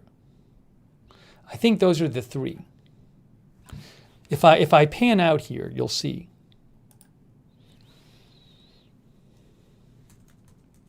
So we have 3 tornado warnings right now. 1 near Charlotte, 1 here, and 1 here. These 3, North Carolina. Hang on one second here.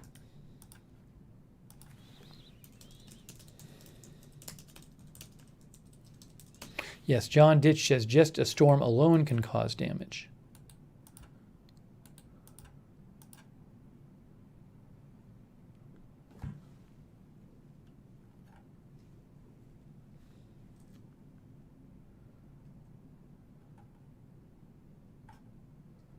Hang on one sec, guys.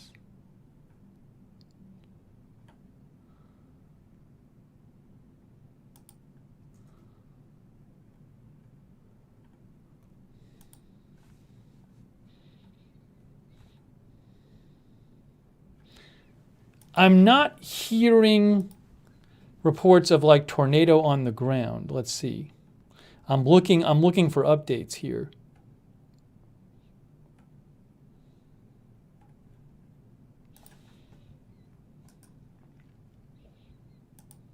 So again, that's number 1. Ooh, that's just Virginia now. This is now just a Virginia one. Ooh, that's not looking good. Look at this. Sorry, we got to go back to this. Ooh, right there. Well, I was looking up here. I wonder if they're going to maybe put a tornado warning for what's going on up here. I don't know. But that's in Virginia. And then there's this 2 in North Carolina. There's that one which includes Greensboro. And if there was a tornado, it's past Greensboro now. But stormy weather there definitely. I don't know if it's a tornado. And then this is just east of Charlotte. I'm not really seeing a couplet there. Dr. Fetlick says, just left my office in Charlotte. I live about 10 miles north, had a lot of rain and wind. Sam Patton says, I have nephews living in Asheboro, North Carolina. So I'll keep an eye on all of this. I haven't heard any reports like, oh, there's a big tornado on the ground damaging things. Hey, thanks, by the way, to Farva.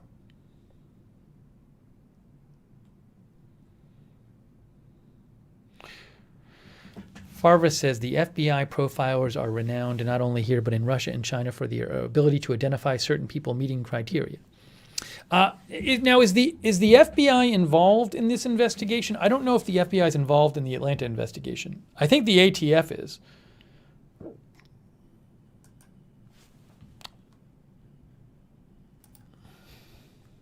Hang on a second here.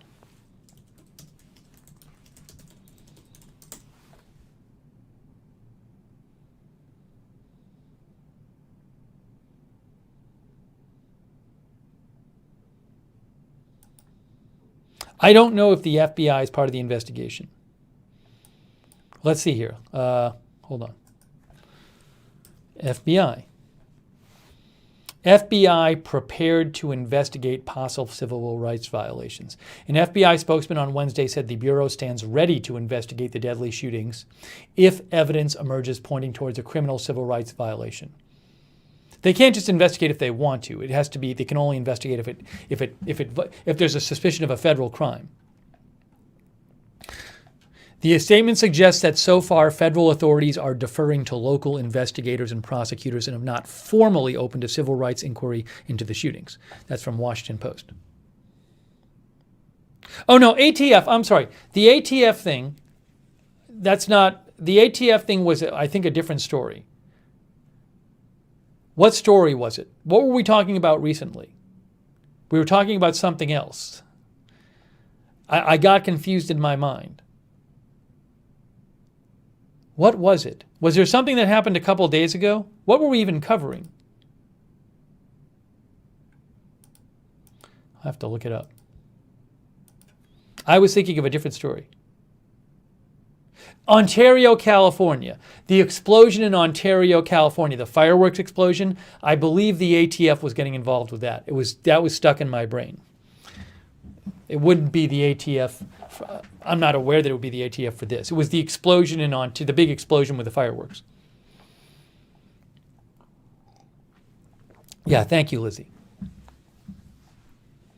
Helene says if state lines are crossed. I don't believe any state lines were crossed in this in the shootings. Brandon Johnson. Brandon got his vaccine today, his first shot. Good job, Brandon. Oh, also there might be, speaking of the tornado warnings, I don't know if there are storm chasers out there. There's one storm chaser on Severe Studios, John Humphreys. I can't show it to you, but there is a storm chaser, John Humphreys, who's at Severe Studios. Who you can go to severestudios.com and watch his stream. And then there's also livestormchasing.com.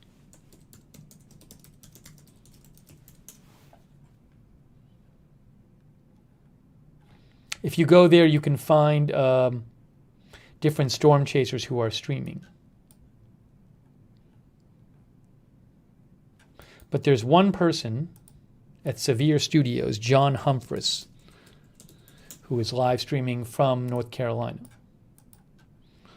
So you can check that out if you'd like.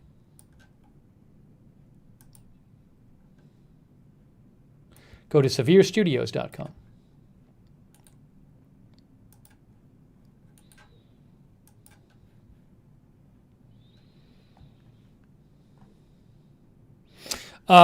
Ray said, did they say who died in the Ontario explosion? I read an article last night that said that said 2 people died who were affiliated with the house where the fireworks were. I don't know exactly who they were.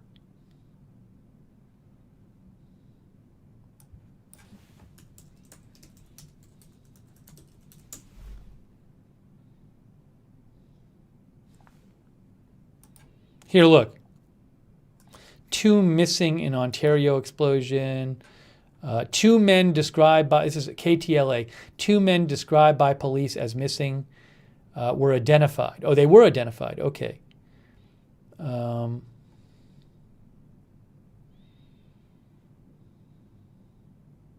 Throughout the day, investigators came across dozens of cases of unexploded fireworks among the piles of debris.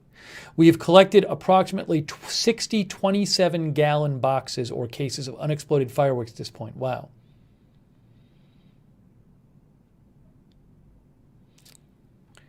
Two people killed in a fireworks explosion and house fire in Ontario. Alex and Cesar Paez appear in an undated photo posted to a GoFundMe page. 2 people reported as missing: 38-year-old Alex Paez and 20-year-old Cesar Paez. A GoFundMe page describes the pair as cousins who died in the blaze. I don't know what their connection was. 3 other people were injured in the blast. And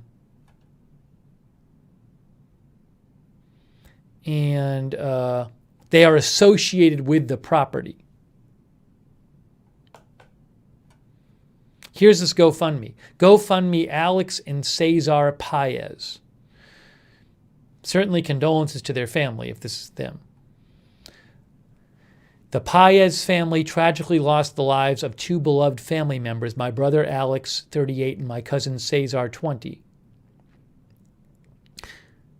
They had their lives tragically taken due to an explosion in Ontario, California.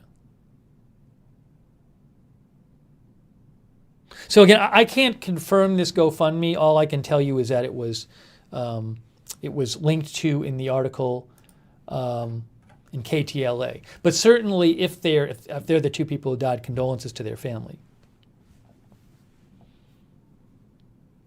Lizzie says, I can't believe after that huge explosion there was more fireworks that didn't explode.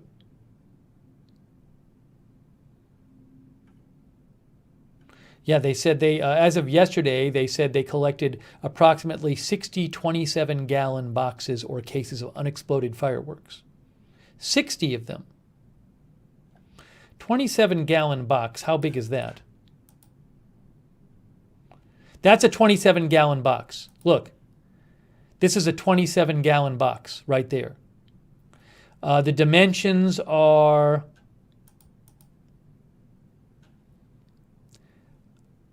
about 2 feet long. It's about 2 feet long. That is a 27-gallon box. Oh, it's about 2.5 feet long. Look, it's a big box, 2.5 feet long, over a foot high.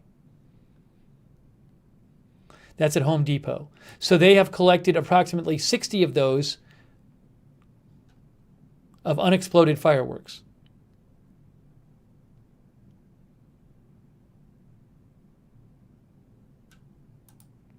Wow.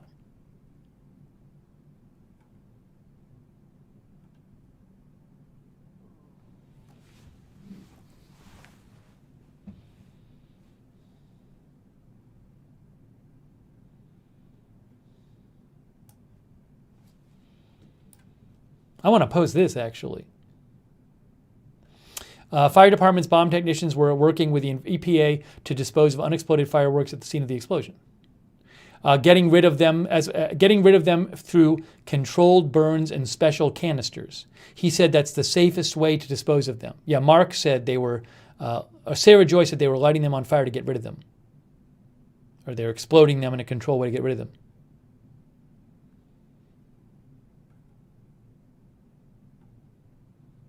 This is yesterday.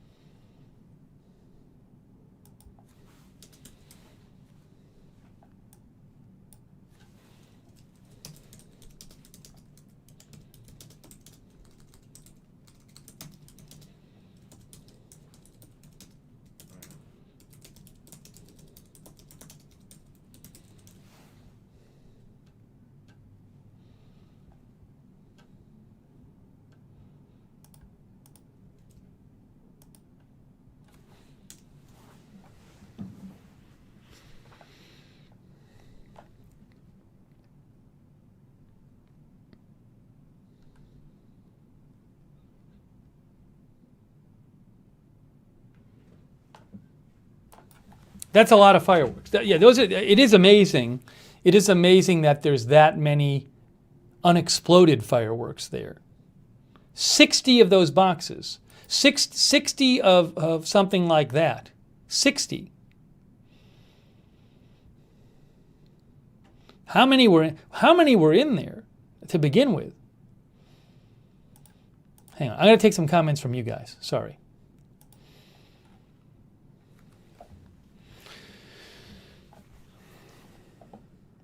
Sarah Joy said a local news station had live coverage of them getting rid of it yesterday.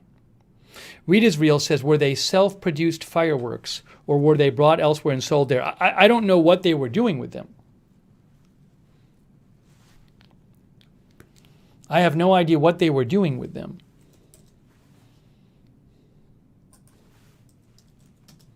Were they selling them, maybe? Maybe they were selling them.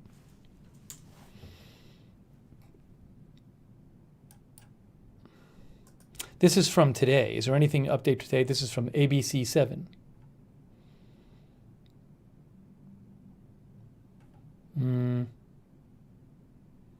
Oh, the mother of 38-year-old Alex Paez told ABC 7 yesterday that he and his cousin, 20-year-old Cesar Paez, were the deceased victims. So it looks like those people are the two victims.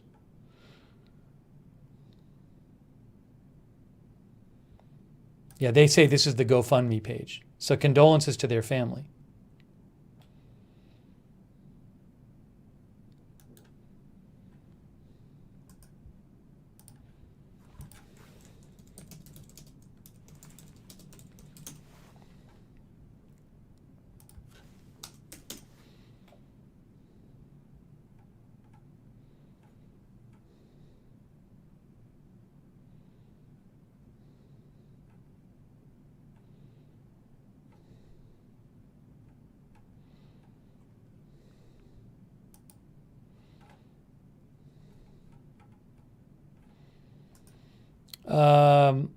The two people who were killed appear to be inside or around the home. This is ABC 7.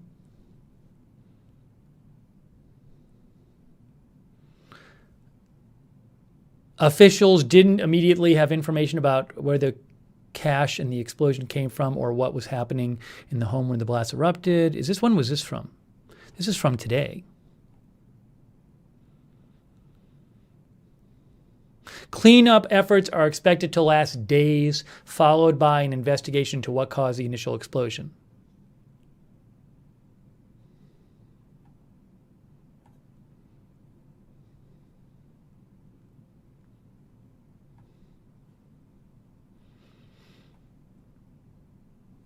Yeah, so I don't know what they were doing with them in there.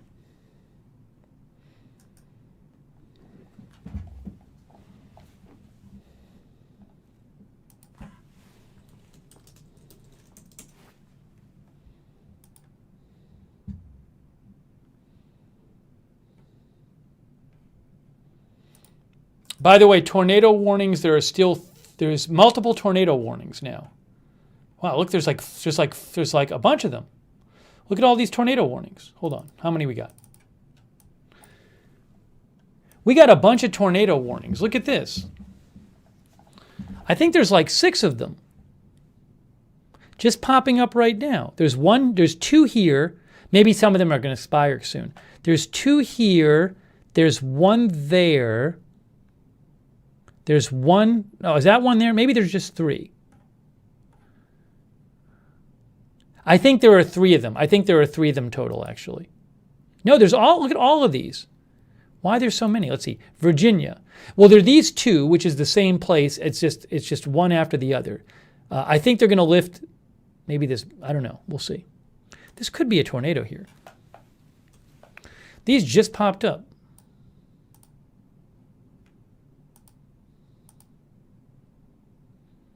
That might be one right here. See this right here. Look, right here. You have, this is in Virginia. You have that there. That looks like a couplet with the blue and red, and then you have this hook here. This could be a tornado heading into Capron, Virginia. Let me just check these other ones real quick. That's pretty concerning. This one, that's green. That's east of Greensboro. Okay. Is this two of them maybe here? There's that one. Okay.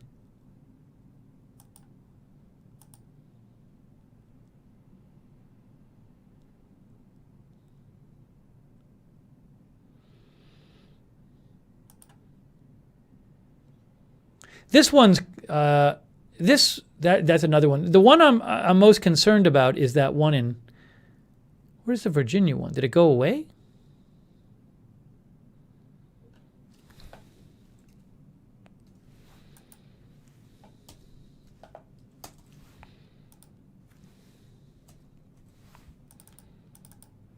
Hang on, this is now behaving weird. I got to restart this.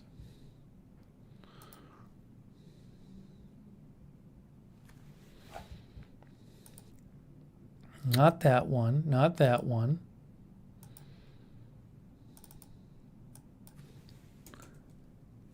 Yeah, see, it's weird. There's no... I would think they're concerned about, like it looks like, kind of looks like this could be a tornado, but there's no tornado warning in this area. Like there was one here, and I don't know that they put another one here. It's not on the screen yet. See, it says Capron. Actually, though, this part... Oh, it's weird. It's like this here is different from the hook here. It's not the same place. So I don't know what's going on.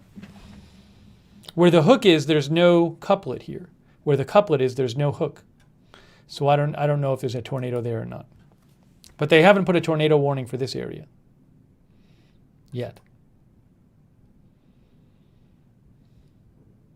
Sorry, I know we're kind of jumping around. I just noticed that right as I just looked and saw there were a bunch of these tornado warnings. There's 4 of them right now. I haven't heard of any huge tornadoes going on right at the moment, though. Let me just check real quick. I want to get back to some of your comments. I just want to just check and make sure.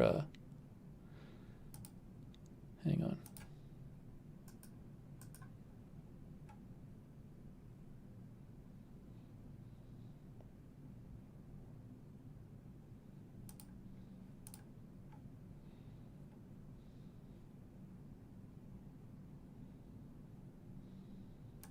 Dennis Mercereau,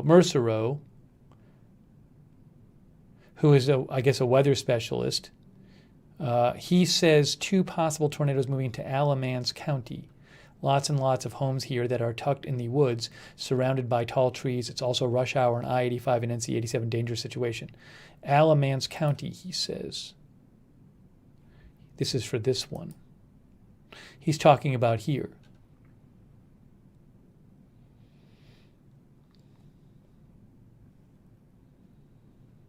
I don't know if there's a tornado going on here anywhere. Jaws Joy says, I'm in Virginia. Weather has been stormy today.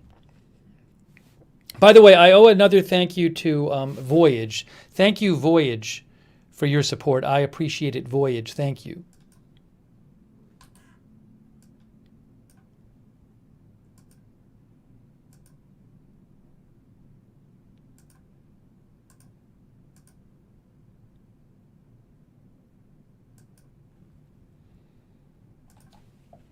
I know we've been jumping around a lot today. All this stuff is just like popped up.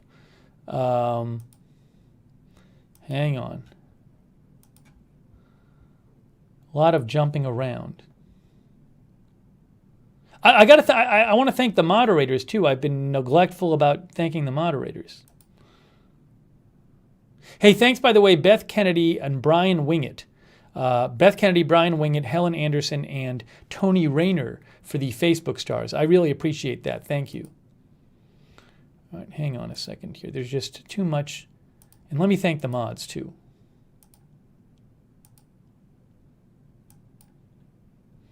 Take more comments. We got Mark Helton and Sarah55 modding.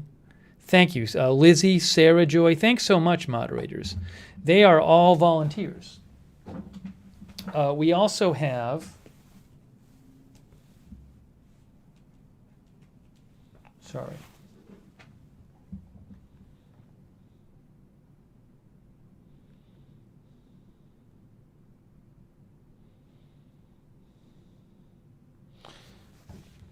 By the way, our viewer Silly Grandma says, why isn't the January 6th insurrection still front page news? FBI is still doing daily arrests. Yeah, I still see reports on it. I mean, the reason it's not front page news is just because it's kind of been ongoing. But I do see news reports about it. Maybe we'll talk a little bit about that too, if we have time. Thanks, Silly Grandma, for writing in. Also, thanks to our other moderators.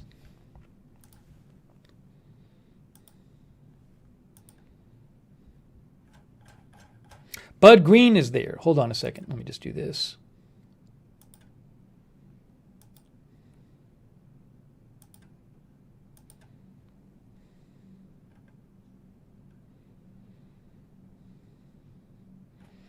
Bud, thank you for moderating, Bud Green. And also thank you to our Twitch moderators too. Ellie Bourne, Idaho Star, and Rift Tracks, and Tariak. I can't figure out, the AC has not been working, by the way. If you were with us at the beginning, the AC stopped working in my building, I believe. So I think it maybe is starting to work again. I'm not sure. I hope. It's been really warm in here, the whole broadcast.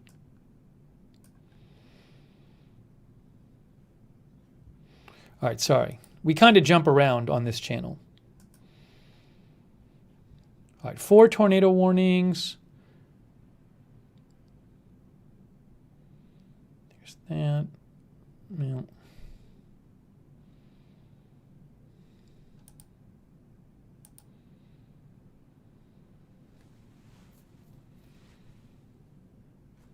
I don't know, like, is this could be a tornado in here. I just don't know.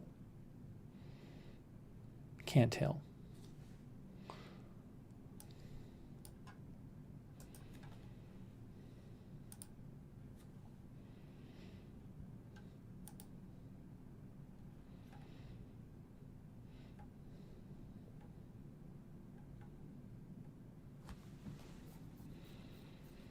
All right, so I know I'm way behind on your comments.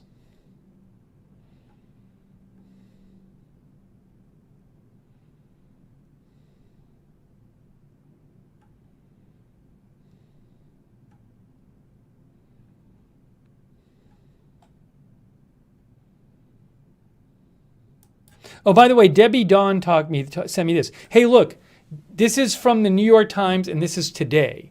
This is today in the New York Times. The suspect had sought treatment for sex addiction, a former roommate at a halfway house says. This is today. Robert Aaron Long, the man charged with killing 8 people in a rampage at Atlanta area massage parlors. By the way, did somebody send me this? Yeah, Debbie Dawn sent me this. Thank you, Debbie Dawn. Spent several months being treated for what he described as a sex addiction and regularly went to massage parlors for sex, one of his former roommates said. The former roommate, Tyler Bayless, said he lived with Mr. Long in the Atlanta suburb of Roswell. I lived in Roswell for a year. It's a lovely place. For about 5 months. Nearly once a month, Mr. Long, who was then 20, would admit to Mr. Bayless and others in the apartment that he had again relapsed by visiting a massage parlor to have sex with an employee, he said. He said Mr. Long's admissions were always paired with discussions about his Christian faith and his relationship with God and his parents. It tore him up inside, Mr. Bayless said. Mr. Bayless did not want to diminish the pain that Asian American people were feeling.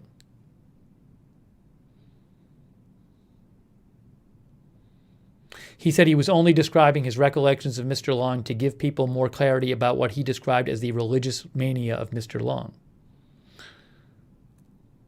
A pastor described the shooting suspect as one of the most committed members of his church.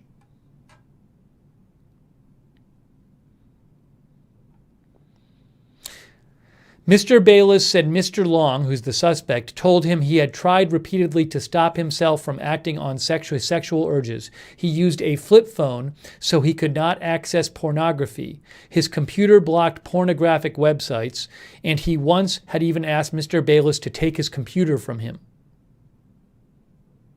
Still, he did not stop visiting the spas. Mr. Long had told his roommates that his parents knew about his addiction and also suggested he lost a girlfriend because he did not stop visiting the massage parlors. Wow. Once after Mr. Long had relapsed in the fall of 2019, Mr. Bayless recalled Mr. Long had called him into his room and asked him to take a knife from him, saying he was worried he would hurt himself. I'll never forget him looking at me and saying, "I'm falling out of God's grace," Mr. Bayless said. He said that Mr. Long had told the roommates he had gone to spas run by people of Asian descent and that other roommates in the halfway house asked him several times if that was intentional. He said he had chosen the businesses not because of the employees' race, but because he thought the spas were safer than paying for sex elsewhere. That's interesting.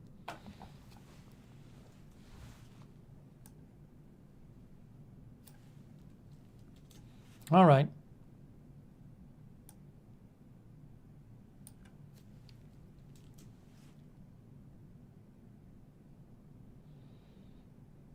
Former roommate of Atlanta shooter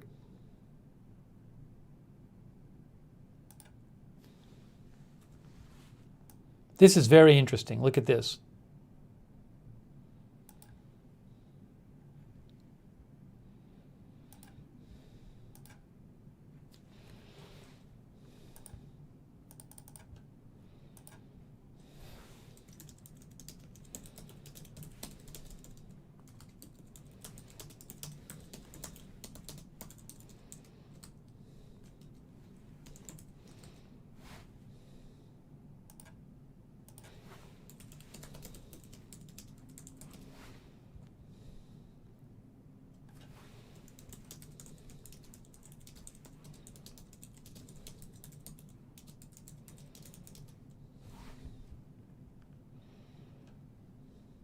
Hang on.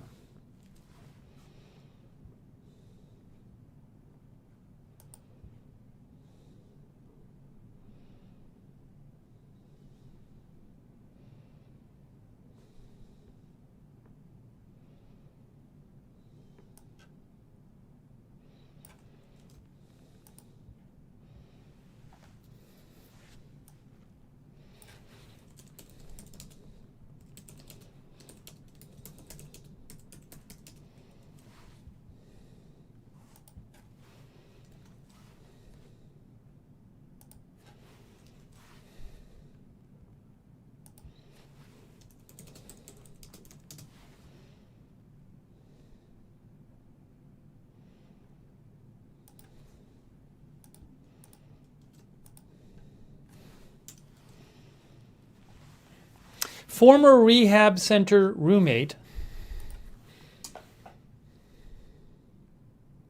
of Atlanta shooter said shooter told him he went to Asian spas not because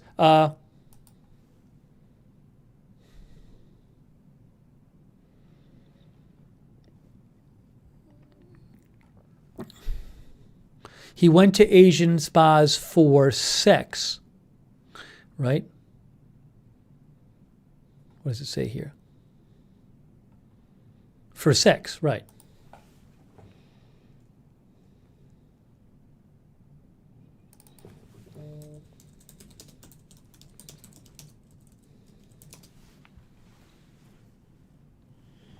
Former rehab center roommate of Atlanta shooter said shooter told him he went to Asian massage parlors for sex not because of the employee's race, but because he thought the spas were safer than paying for sex elsewhere. That's what the quote says.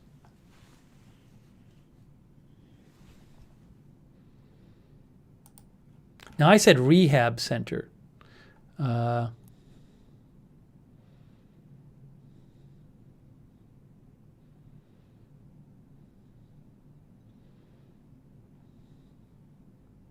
Halfway house.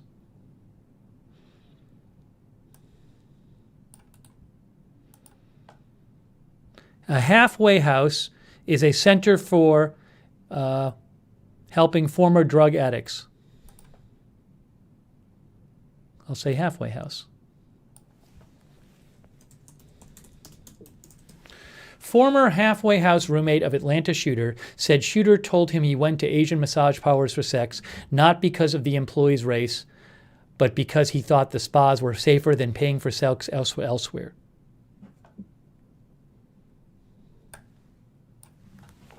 Okay. Again, this is just this. I can't confirm that the former roommate story is true.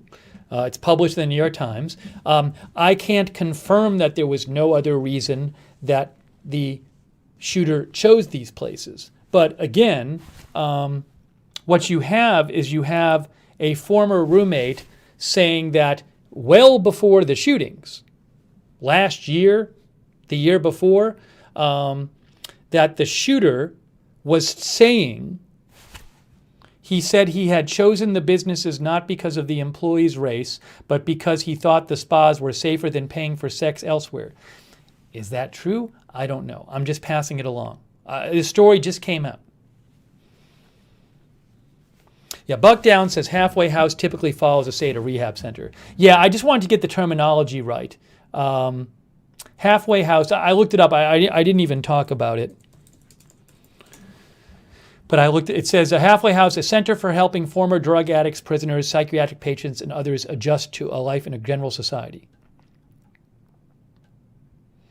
That's from the dictionary, Wikipedia, an institute for people with criminal backgrounds or drug abuse tendencies to learn. And he had a sexual abuse rehab sexual abuse problem, according to the reporting. Sexual addiction, not sexual abuse, sexual addiction problem, according to the reporting. Helping them to relearn or relearn the necessary skills to reintegrate into society and better support and care for themselves.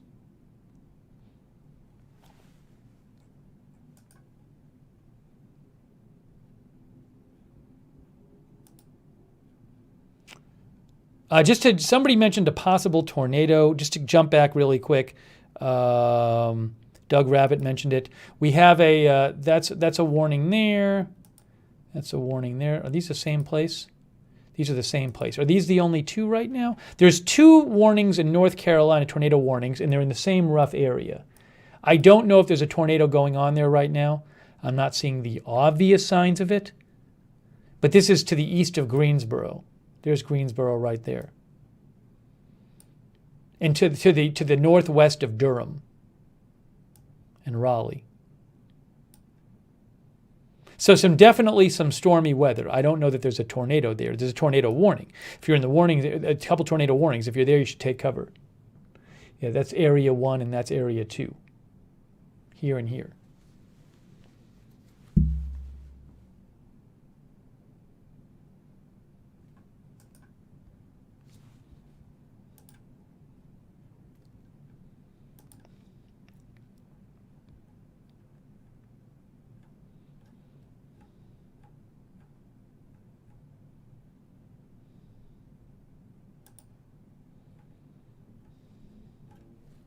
So I'll take a few more comments from you guys. I'm sorry, there's been kind of like different things going on, so we keep jumping from thing to thing.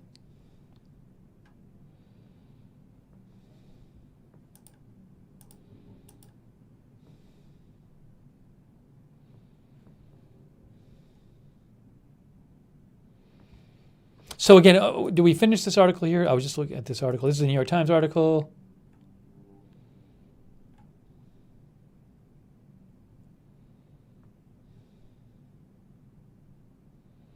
While at the halfway house, Mr. Long held a job, the suspect held a job in which he did some kind of work outdoors, Mr. Bayless said.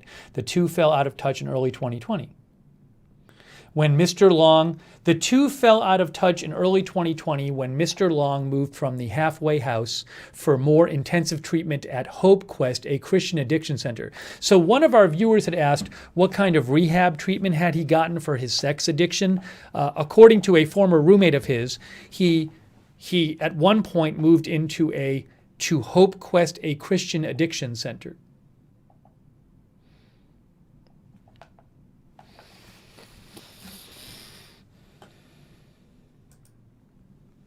Anyways, we've been like jumping around from thing to thing.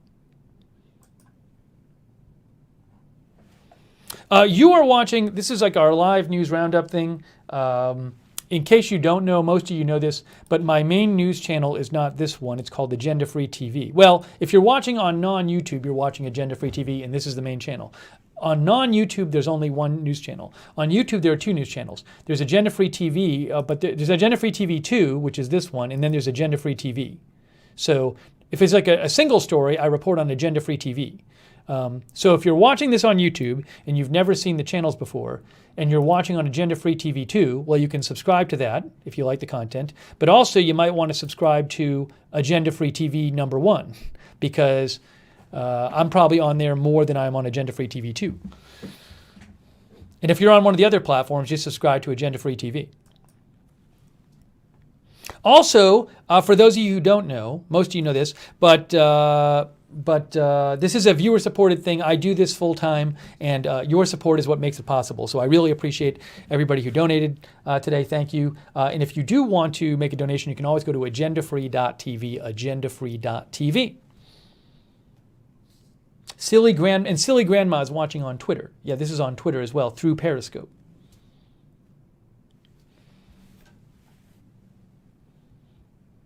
Okay.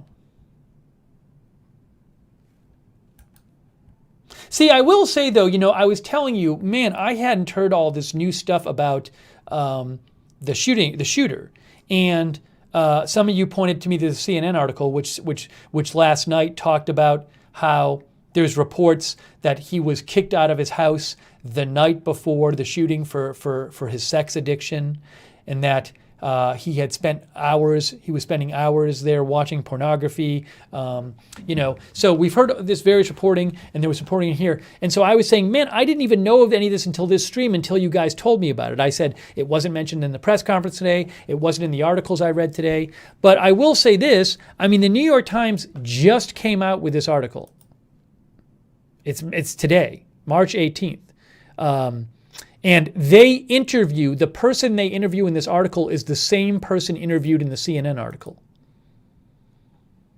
No, it's the same roommate. It's the CNN article interviews Tyler Bayless. Hope he's telling the truth, but Tyler Bayless is the same person. So maybe maybe the New York Times saw the CNN story and called them up for an interview. But they're just coming out with this today. And they have some more detail in this article we just read.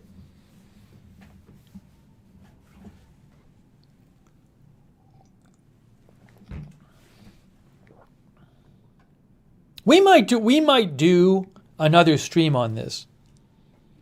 Because again, if I had known all these details, I probably would have done a stream on just this. So we very well might do another, like a separate stream updating the shooting story.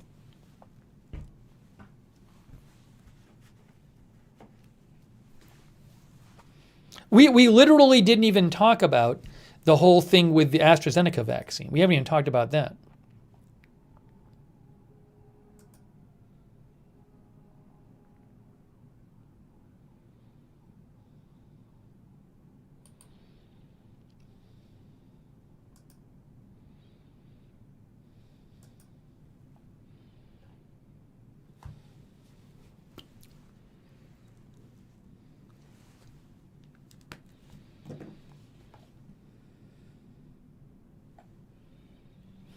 Okay. Old Raj says this is a huge story.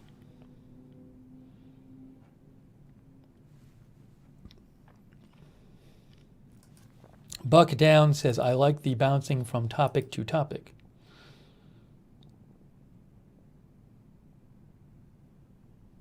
Yeah, Serafino Rose sent me this. And this was not a well-reported story. So Ted Lieu, who's a congressman who should know better, says Chosun Ilbo is a leading daily newspaper in South Korea. Oh no, so he says if the below article is correct, the mass shooting was a targeted hate crime. But the thing is, there was a story that came out from local, some kind of Atlanta Korean media site that claimed that someone heard the shooter said, "I'm going to kill all Asians." It was not well sourced. Now, Chosun Ilbo is a leading daily newspaper in South Korea, but if you actually read their story, they did no independent reporting. They just quoted this local Atlanta site. So, just because Chosun Ilbo picks up the story, I haven't even tweeted the story because it's so poorly sourced, and I wanted to see more reporting about it. So what it is this is a Korean paper here, and we'll translate it here. And if you look, it says, the headline says, "Atlanta shooter tells me I'm going to kill all Asians," and you're like, wow. But it says, this is not their own reporting. It says local Korean media reports on witnesses. And then it says, where does it even say? On the 17th, the Hankook Ilbo in Atlanta. It's some local Korean media site in Atlanta. I know nothing about it. Hankook Ilbo quoted an employee of the massage parlor saying that the suspect at the time of the crime said he would kill all Asians. Now, I'll tell you this as well. Somebody I follow, Vincent Lee with Reuters, he mentioned this report, and he said he didn't feel comfortable with it because he couldn't verify the reliability of the source. So it's a very poorly sourced story. I'll show you Vincent Lee's post. Let's see here. I got to go back a couple days. He's with Reuters, and he posted about this. Let's see.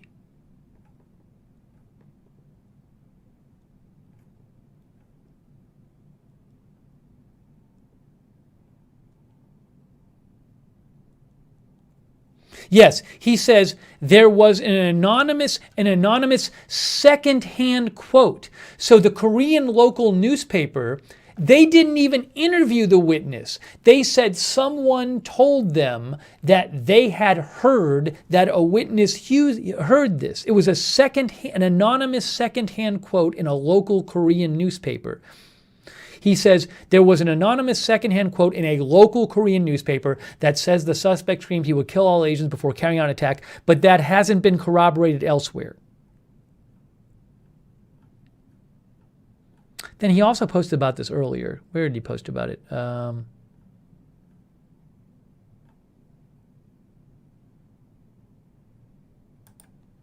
Yeah, he said a Korean language media report, unverified, says a worker at a Korean massage parlor said a white man attacked after declaring he will kill all Asians. Outlet cites someone who knows the worker as his source. So it's a local Korean media organization. I'm not familiar with the organization. Their report, they don't even say that they interviewed the witness. They cite someone who knows the worker. So this is not a well-sourced report. And then when this Korean newspaper, Chosun Ilbo, reported it, they didn't confirm it. They didn't do any independent reporting. They literally just repeated the local story. So I do not assign much credibility to this story so far because it's just so utterly poorly sourced. If I see a reliable source report it with better sourcing, I will certainly report that. It'd be hugely important. But a local outlet that I'm not familiar with and that I haven't seen other people be familiar with, giving a second-hand quote that's not backed up anywhere else, I don't find particularly reliable. So I didn't even tweet it out. I felt like it was so poorly sourced, I couldn't even tweet it out.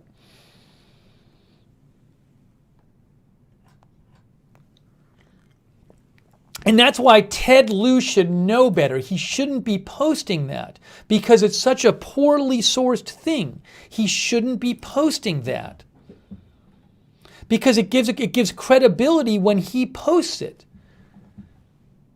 He says Chosun Ilbo is a leading daily newspaper in South Korea, but they didn't do the reporting. They're literally reporting from somebody else. It doesn't matter if Chosun Ilbo is posting it. if they haven't done any reporting on it, if they're just cutting and pasting something from another source, it's ill-advised and irresponsible of him to tweet that out like that. And I will be the first one. If we hear reliable reporting that happened, I will certainly report on it.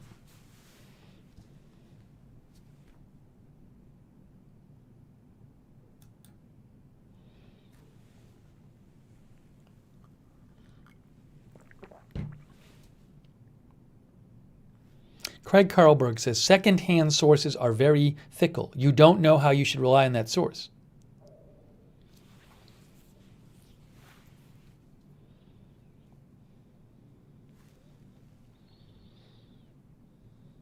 Still Kicking says fake news. It might be, it might not be. I don't know, but there's just very poor sourcing on it right now. Thank you, Serafina Rose, for sending that in, because I hadn't talked about that yet.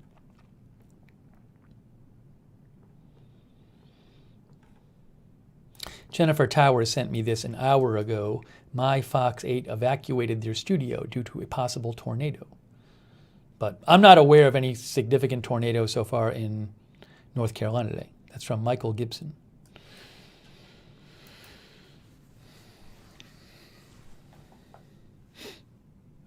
The AC is still not working. It's still broken.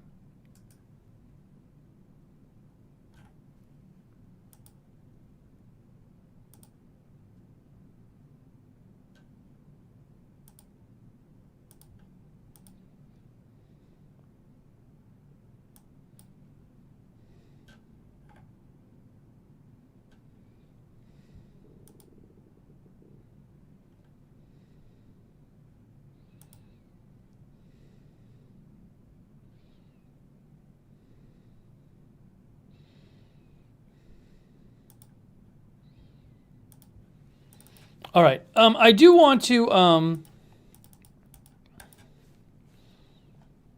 hang on one second here.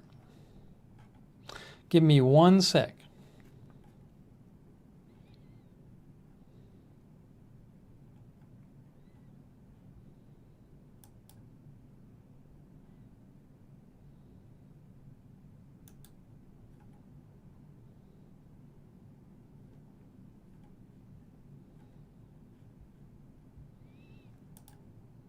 By the way, just in the tornado warning situation in North Carolina, there's a couple of them there. Keep an eye on this. There's 2. Okay. Buckdown says, so many politicians pick the low-hanging fruit just to see themselves on television. I do want to talk about briefly the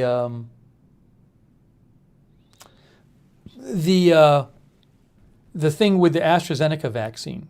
I want to mention that.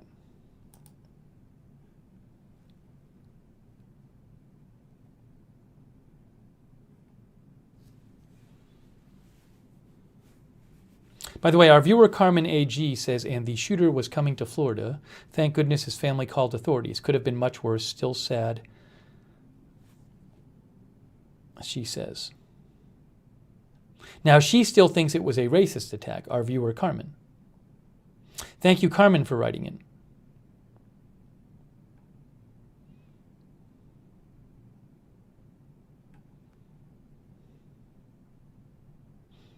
Carmen also says someone had to know what he was up to. Hey, Swan Brown, thanks for the Facebook stars. Swan says the agenda-free mod team is one of the best around from what I've seen. Yeah, they are the best. Ooh, hold on a second here.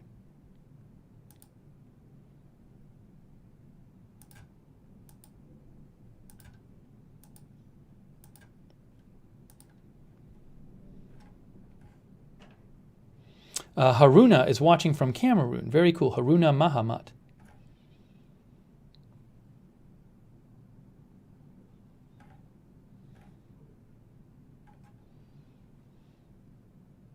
Karen Mitchell says, rehab failed again. Bud Green says, one of our mods says, no excuses. He murdered 8 people and he'll spend the rest of his life in jail for that.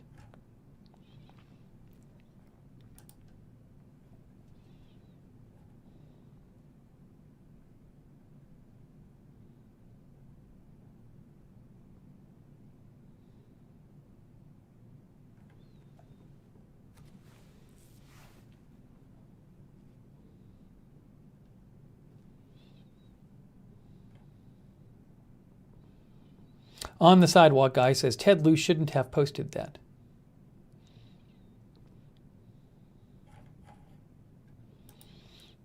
All right, let's just talk. Oh, by the way, hold on a second here. Blah blah blah blah blah blah blah blah blah blah. Okay, so let's talk about this really quick.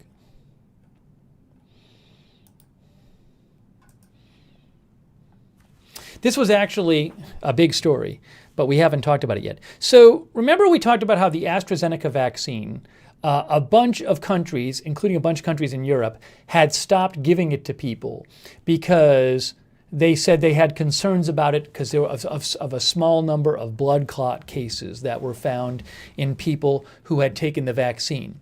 So the European Medicines Agency, isn't that what's called? The European Medicines Agency, that's the EMA, the European regulator who oversees medicines. They came out today and they said that the AstraZeneca vaccine is safe and effective. I watched their press conference. Like the first thing they said is that it's safe and effective. And they said it several times in the first few minutes. They kept saying safe and effective. And what they said is that they said this vaccine does not cause an increase in blood clots. The data does not show it causes an increase in blood clots. There is a certain rare type of blood clot which has come up more among people who've taken the vaccine. Now, I believe the total number of cases, they're looking at a couple different rare types of blood clots, and I think it's something around 27 of them in 20 million people who've taken the vaccine. And they say there's a certain, I want to say they pointed out 2 rare types of blood clots that they said they were seeing higher than normal numbers. It's very rare, but they were seeing higher than normal numbers of people who'd taken the vaccine who gotten it than you'd expect to see. And what they said is for those rare types of blood clots, they can't rule out yet that there is a relationship between those and the vaccine. So they're going to investigate that more. But they say the vaccine does not overall increase the risk of blood clots. Also, they say that the benefits far outweigh the risk. They pointed out that just getting blood clots are associated with getting COVID. So if you take the vaccine and that keeps you from getting COVID, that's going to keep you from getting blood clots that you might have gotten from getting COVID. And they say they do say that it's possible that a couple of these very rare types of blood clots are somehow linked to the vaccine. It's possible that they're not, and they're going to look into that further. So that's basically what they said. But they recommended this as safe and effective. And something else to remember, and I don't think they did a good job pointing this out, and it should be pointed out more, like different medicines have different side effects. So I believe I read that like the contraceptive pill also is actually linked to this rare type of blood clot. So there's plenty of medicines that have rare side effects, but that doesn't keep people from taking it and keep authorities from approving it. So, and I think this is a point that has not been made enough, is that it is just common and accepted for there to be medicines that are widely given out and approved, even though it's not 100% that they never have any significant side effects. It's just if the side effects are rare enough, then the benefit can greatly outweigh the cost. And so my impression is that they're saying it's safe and effective, not to say there'll never be a serious side effect, but that given how that they're saying safe and effective doesn't mean literally never a side effect. It just means under the normal standard of approving medicines, the safety and effectiveness profile of this and the amount of serious side effects is such that this fits for the kind of that this is not like more dangerous than other common medicines that would be approved and that people already take. That's the basic idea. You can, and if you see, and also Germany, France, Italy, and Spain have now all said they will resume using the AstraZeneca vaccine. Germany, France, Italy, and Spain have all said that they're going to restart using it again. And just so you can see it here, right here. European Medicines Agency. They said the benefits of the vaccine in combating the still widespread of COVID-19, which itself results in clotting problems and may be fatal, continue to outweigh the risk of side effects. The AstraZeneca vaccine is not associated with an increase in the overall risk of blood clots in those who receive it. There is evidence of a problem related to, there is no evidence of a problem related to specific batches of the vaccine. However, the vaccine may be associated with very rare cases of blood clots associated with thrombocytopenia. Okay? And what they said, though, they said these rare cases, they said there were like in around 20 million people in the UK and Europe and elsewhere in Europe who had received the vaccine. There were 25 cases they're aware of these rare blood clots.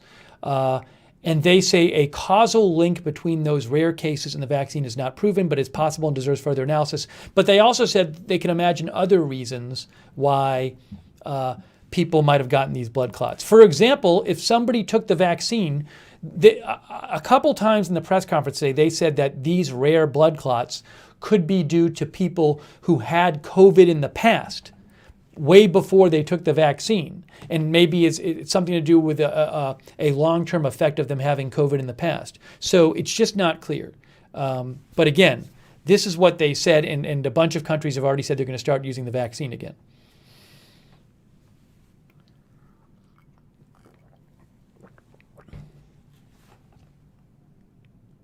Miso Hungry said, is that why they give to Mexico? So the U.S. announced that they're going to give some AstraZeneca vaccine away, but I don't believe it has anything to do with this data. I believe it just has to do with the extra, that the U.S. has extra vaccine, and it hasn't been approved yet in the U.S. U.S. to send 4 million AstraZeneca vaccine doses to Mexico and Canada. Yeah, this was already something that was being talked about before this whole issue with the possible blood clot stuff came up. The U.S. has lots of doses. The U.S., this is from The Guardian. Where does it say it here? The U.S. has like tens of millions?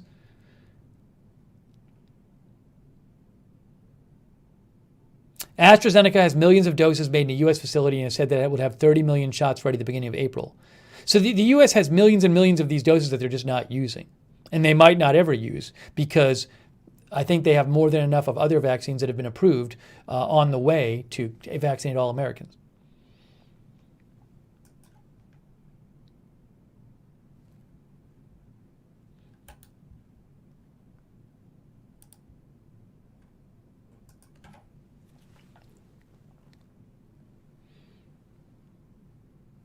So, again, they're not. I don't really think they did a good enough job. I think the problem is, I think people generally don't realize that all kinds of medicines that they might take and that have been widely approved can have some serious side effects. So, I think there's people who would look at the story and they'd say, oh, they're saying it's safe and effective, but they're also saying this rare type of blood clot could be caused by the vaccine. So how can they say it's safe and effective? And I think, and I understand this, people don't get that the standard for safe and effective is not literally never any serious side effects. It's like such a small amount of side effects that they get greatly outweighed by the benefits, basically. So I think there's confusion out there. And I think there still could be some confusion because people could read the story and say, wait, they're not ruling out that there's a connection to these blood clots. And it's like, well, the point is that they're so rare.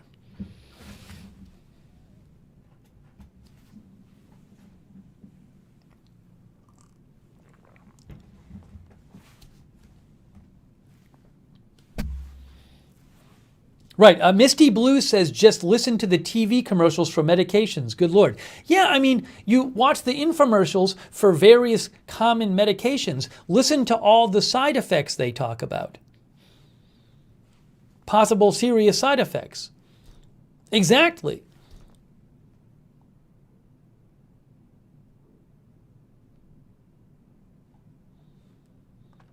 Starry Night, AstraZeneca is not approved in the U.S. Fredo says it's the national regulators who were at fault.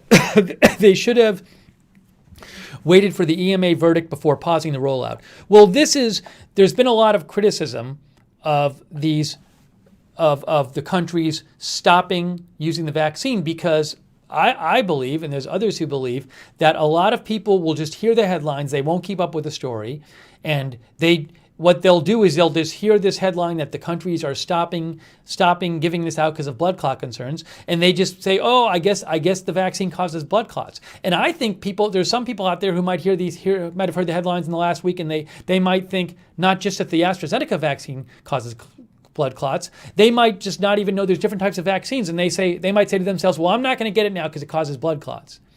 So, I think there's a huge risk that the states, the different countries stopping giving this vaccine and all the headlines it generated could really increase vaccine hesitancy around the world. And also, I mean, it's just a question of you want to be responsible, but you also, there's you can imagine greater and lesser concerns. Evidence, if you had half the people in the Netherlands who took the vaccine dying from it, well, that would be evidence where you'd say, like, no, you should definitely stop giving it out then. But you can also imagine having lesser evidence. And it just, from what I was seeing, from what the experts were saying, it just seemed like this evidence was not going to be something which ended up, resulting in regulators saying, don't give this out. And it doesn't even increase the overall amount of blood clots. So, you have to balance when these countries stop giving the vaccine out, there's a possible benefit in that, like, well, maybe it's preventing people from getting side effects, but you have to weigh the costs, which is all these people won't get vaccinated. There very well might be people who didn't get vaccinated in the past week, because they stopped giving it out, who might get COVID and die. And then also think of all the people around the world who might not get vaccinated now because they've heard the headlines and they don't really understand the story, and they just assume now that the vaccines cause blood clots.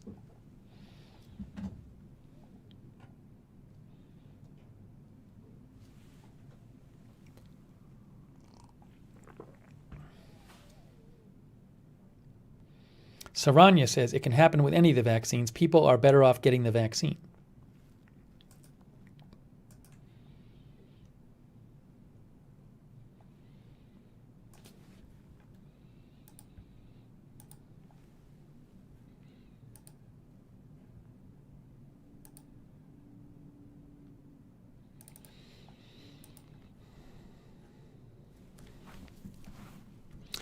Doreen, for the current vaccines, you need 2 doses initially of I think the Oxford is 2 doses.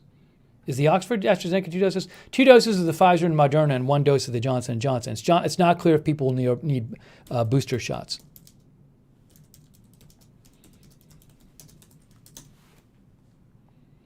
Norma Starr says even an aspirin has side effects. Oh, Oxford is single dose, is it? WHO. 2 doses. 2 doses with an interval of 8 to 12 weeks for the Oxford AstraZeneca vaccine.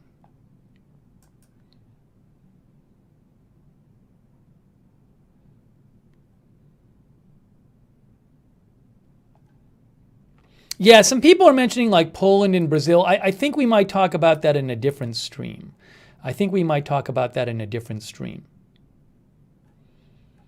We might do a separate stream on like a COVID update or something.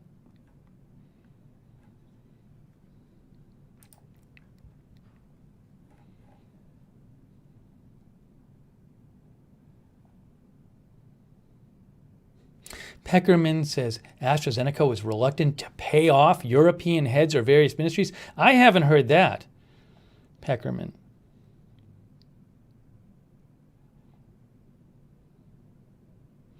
Io Bobby says, I am not anti-vaccine either, but I understand why some people might be scared. That's not being anti-vax. It's just not understanding it. Yeah, I think there's some people out there who are just anti-vaccination, but there's other people out there who don't understand all the facts. And when they do, they want to take the vaccine.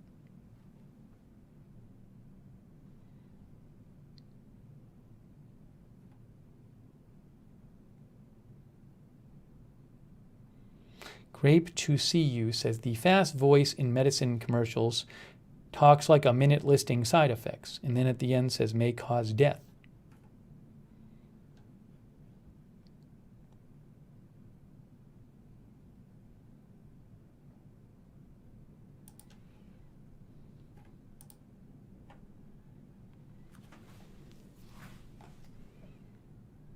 Saranya says Europe not getting the vaccine out quick enough. Jeffrey Morley is getting second Pfizer dose tomorrow morning. Sunshine in Arizona says finally have an appointment next week to get my vaccine. Happy about it. Very nice, Sunshine in Arizona.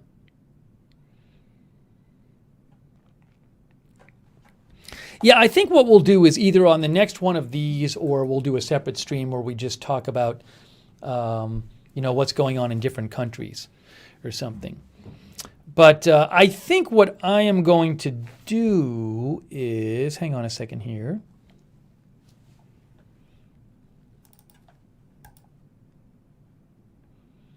Let's see if there's any more news updates here.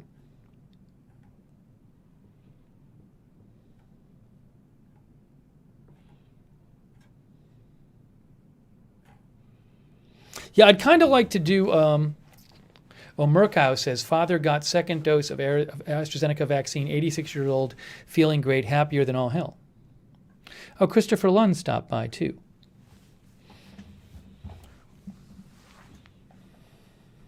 Did the Brazil numbers come out today, by the way, or not? Things are bad there. Yes, look, Brazil reports 87,000 new cases and 24 new deaths. This is its second highest daily death toll to date.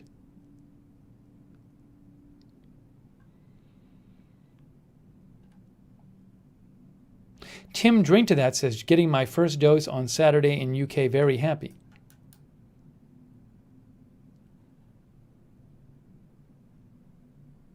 Meanwhile, in Israel, look at how many people they vaccinated. First dose, 55%. Second dose, 48%. Number in hospital in Israel falls below 900. It's a smaller country. What, about 10 million people live in Israel? Positivity rate down 2.0%.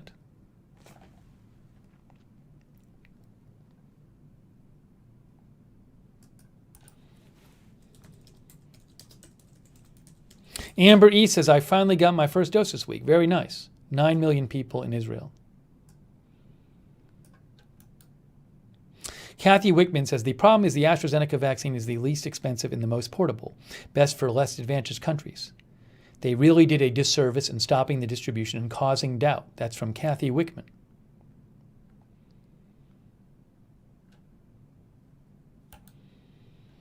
And the data says the AstraZeneca vaccine is very effective in preventing the most serious illness and death from the virus.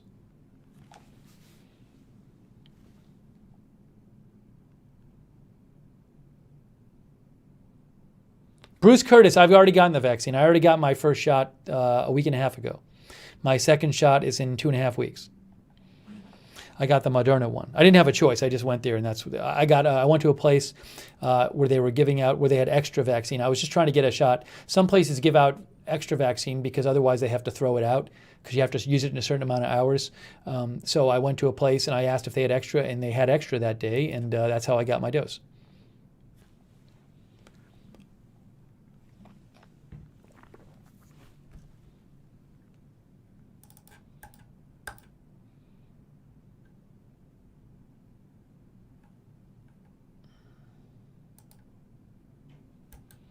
Okay, I think what I'm going to do is, I think I'm going to wrap up this live stream. But what I'm going to do is, what I would like to do is do another stream on at some point, maybe tomorrow, on the shooting with an update about that, the massage parlor shootings, because that kind of deserves its own stream. I would have done that today if I knew all this news came out, but it kind of deserves another stream. So I'm going to keep an eye out for that. So I'd like to do another stream about that.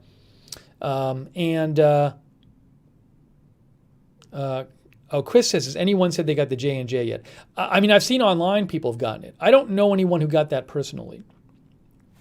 So I'm going to do that. And then, also we'll do, I would like to talk about in a future stream some of the different countries where they're having issues, like Brazil and Poland, and is it Papua New Guinea? Am I pronouncing that right? But some countries are really not doing well, or doing much worse. Czechia.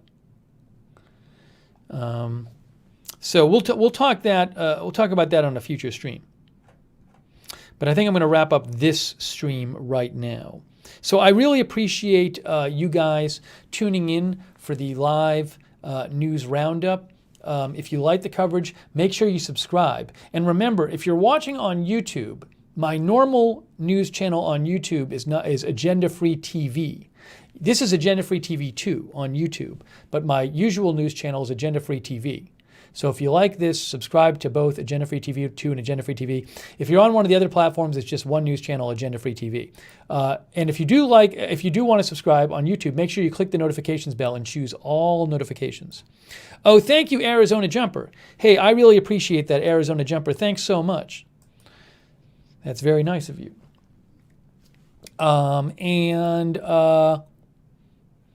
Let's see here. You can follow me on Twitter for news updates at Lookner on Twitter. At Lookner on Twitter. That's where I post breaking news. And a big thanks to our moderators. They are amazing. They're all volunteers. They're always there, keeping the chats troll-free. So let's give a shout out to them. Sarah55, Lizzie, Sarah Joy, Mark Helton. I really appreciate it. They are amazing. They're the best. By the way, our viewer J. Jacob Design says, I got my second shot an hour ago. During the show, I was watching the whole time. Very cool. Congrats, J. Jacob Design.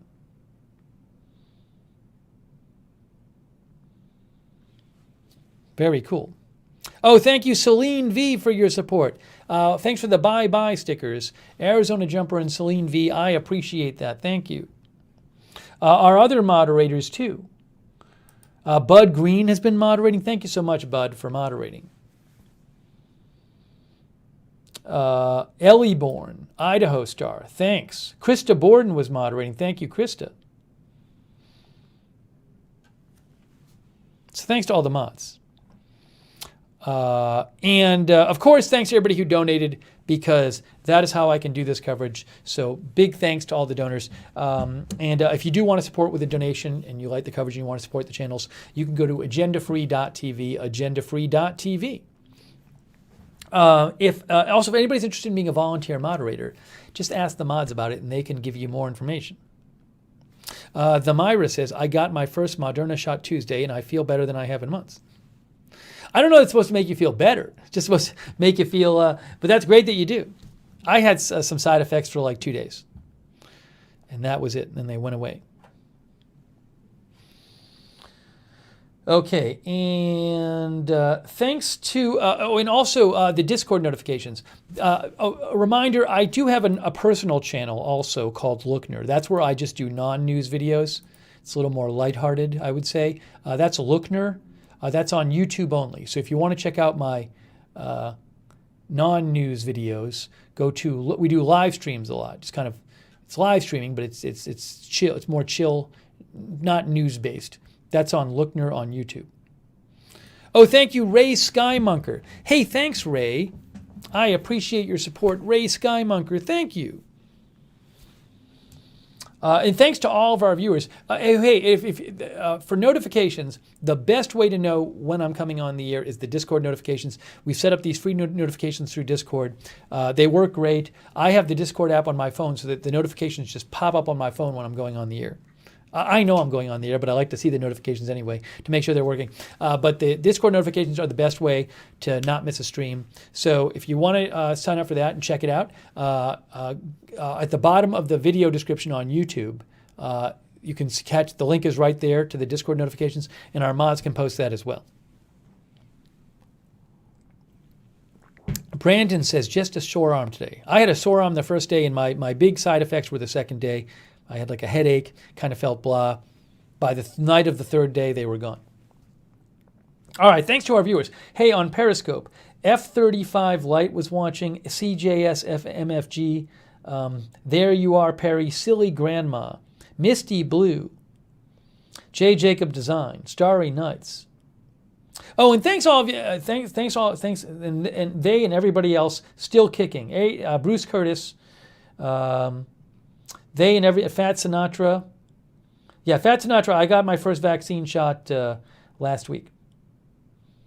So, and everybody else watching on Periscope, thanks to them. And I should have said thanks also to everybody for really interesting chats today and your comments and your input.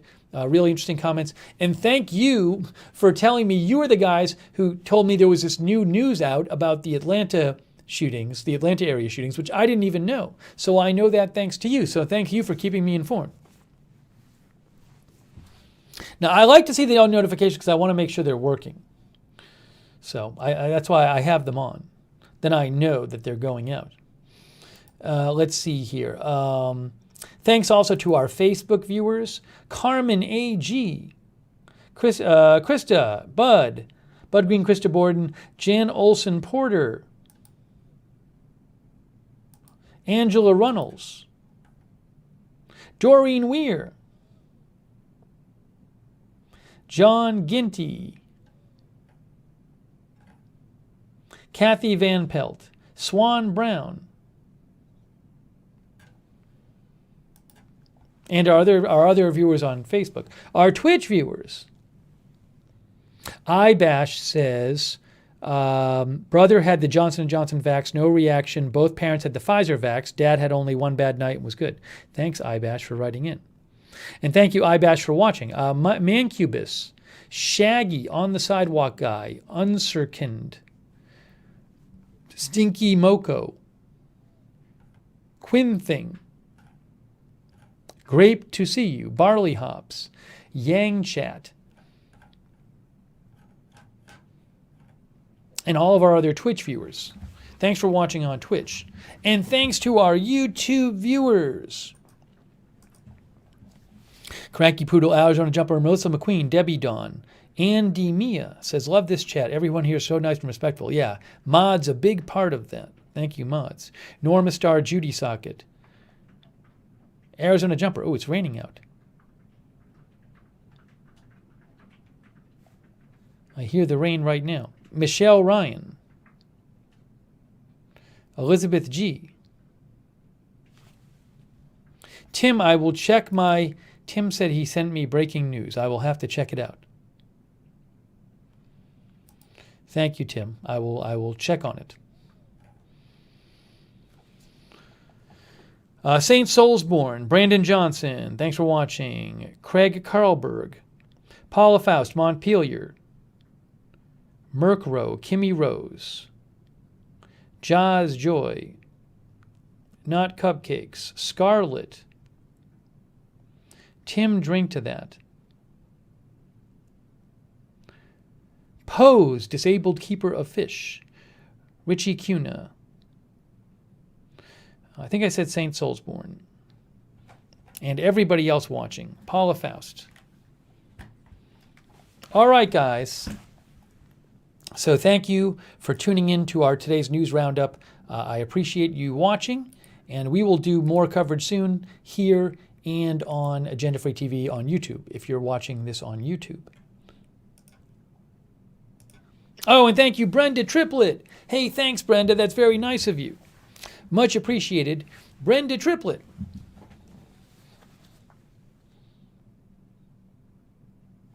President-elect says, my boss got first Pfizer vaccine last week, and he's been having bad reactions all week, and he's a healthy person. Well, I mean, people can get side effects, but for the vast majority of people, it's, I mean, you can read about the side effects of the vaccines. If you go to the CDC, they talk about them, but for the vast majority of people, it's very mild. I direct your attention to CDC. You can go here and read it if you want. Look. Possible side effects after getting a COVID-19 vaccine. There you go. Talks all about it.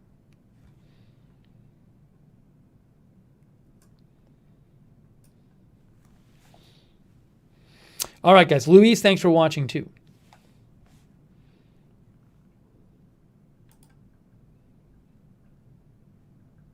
And LVBZ. Thank you for watching, LVBZ. Thanks for watching there.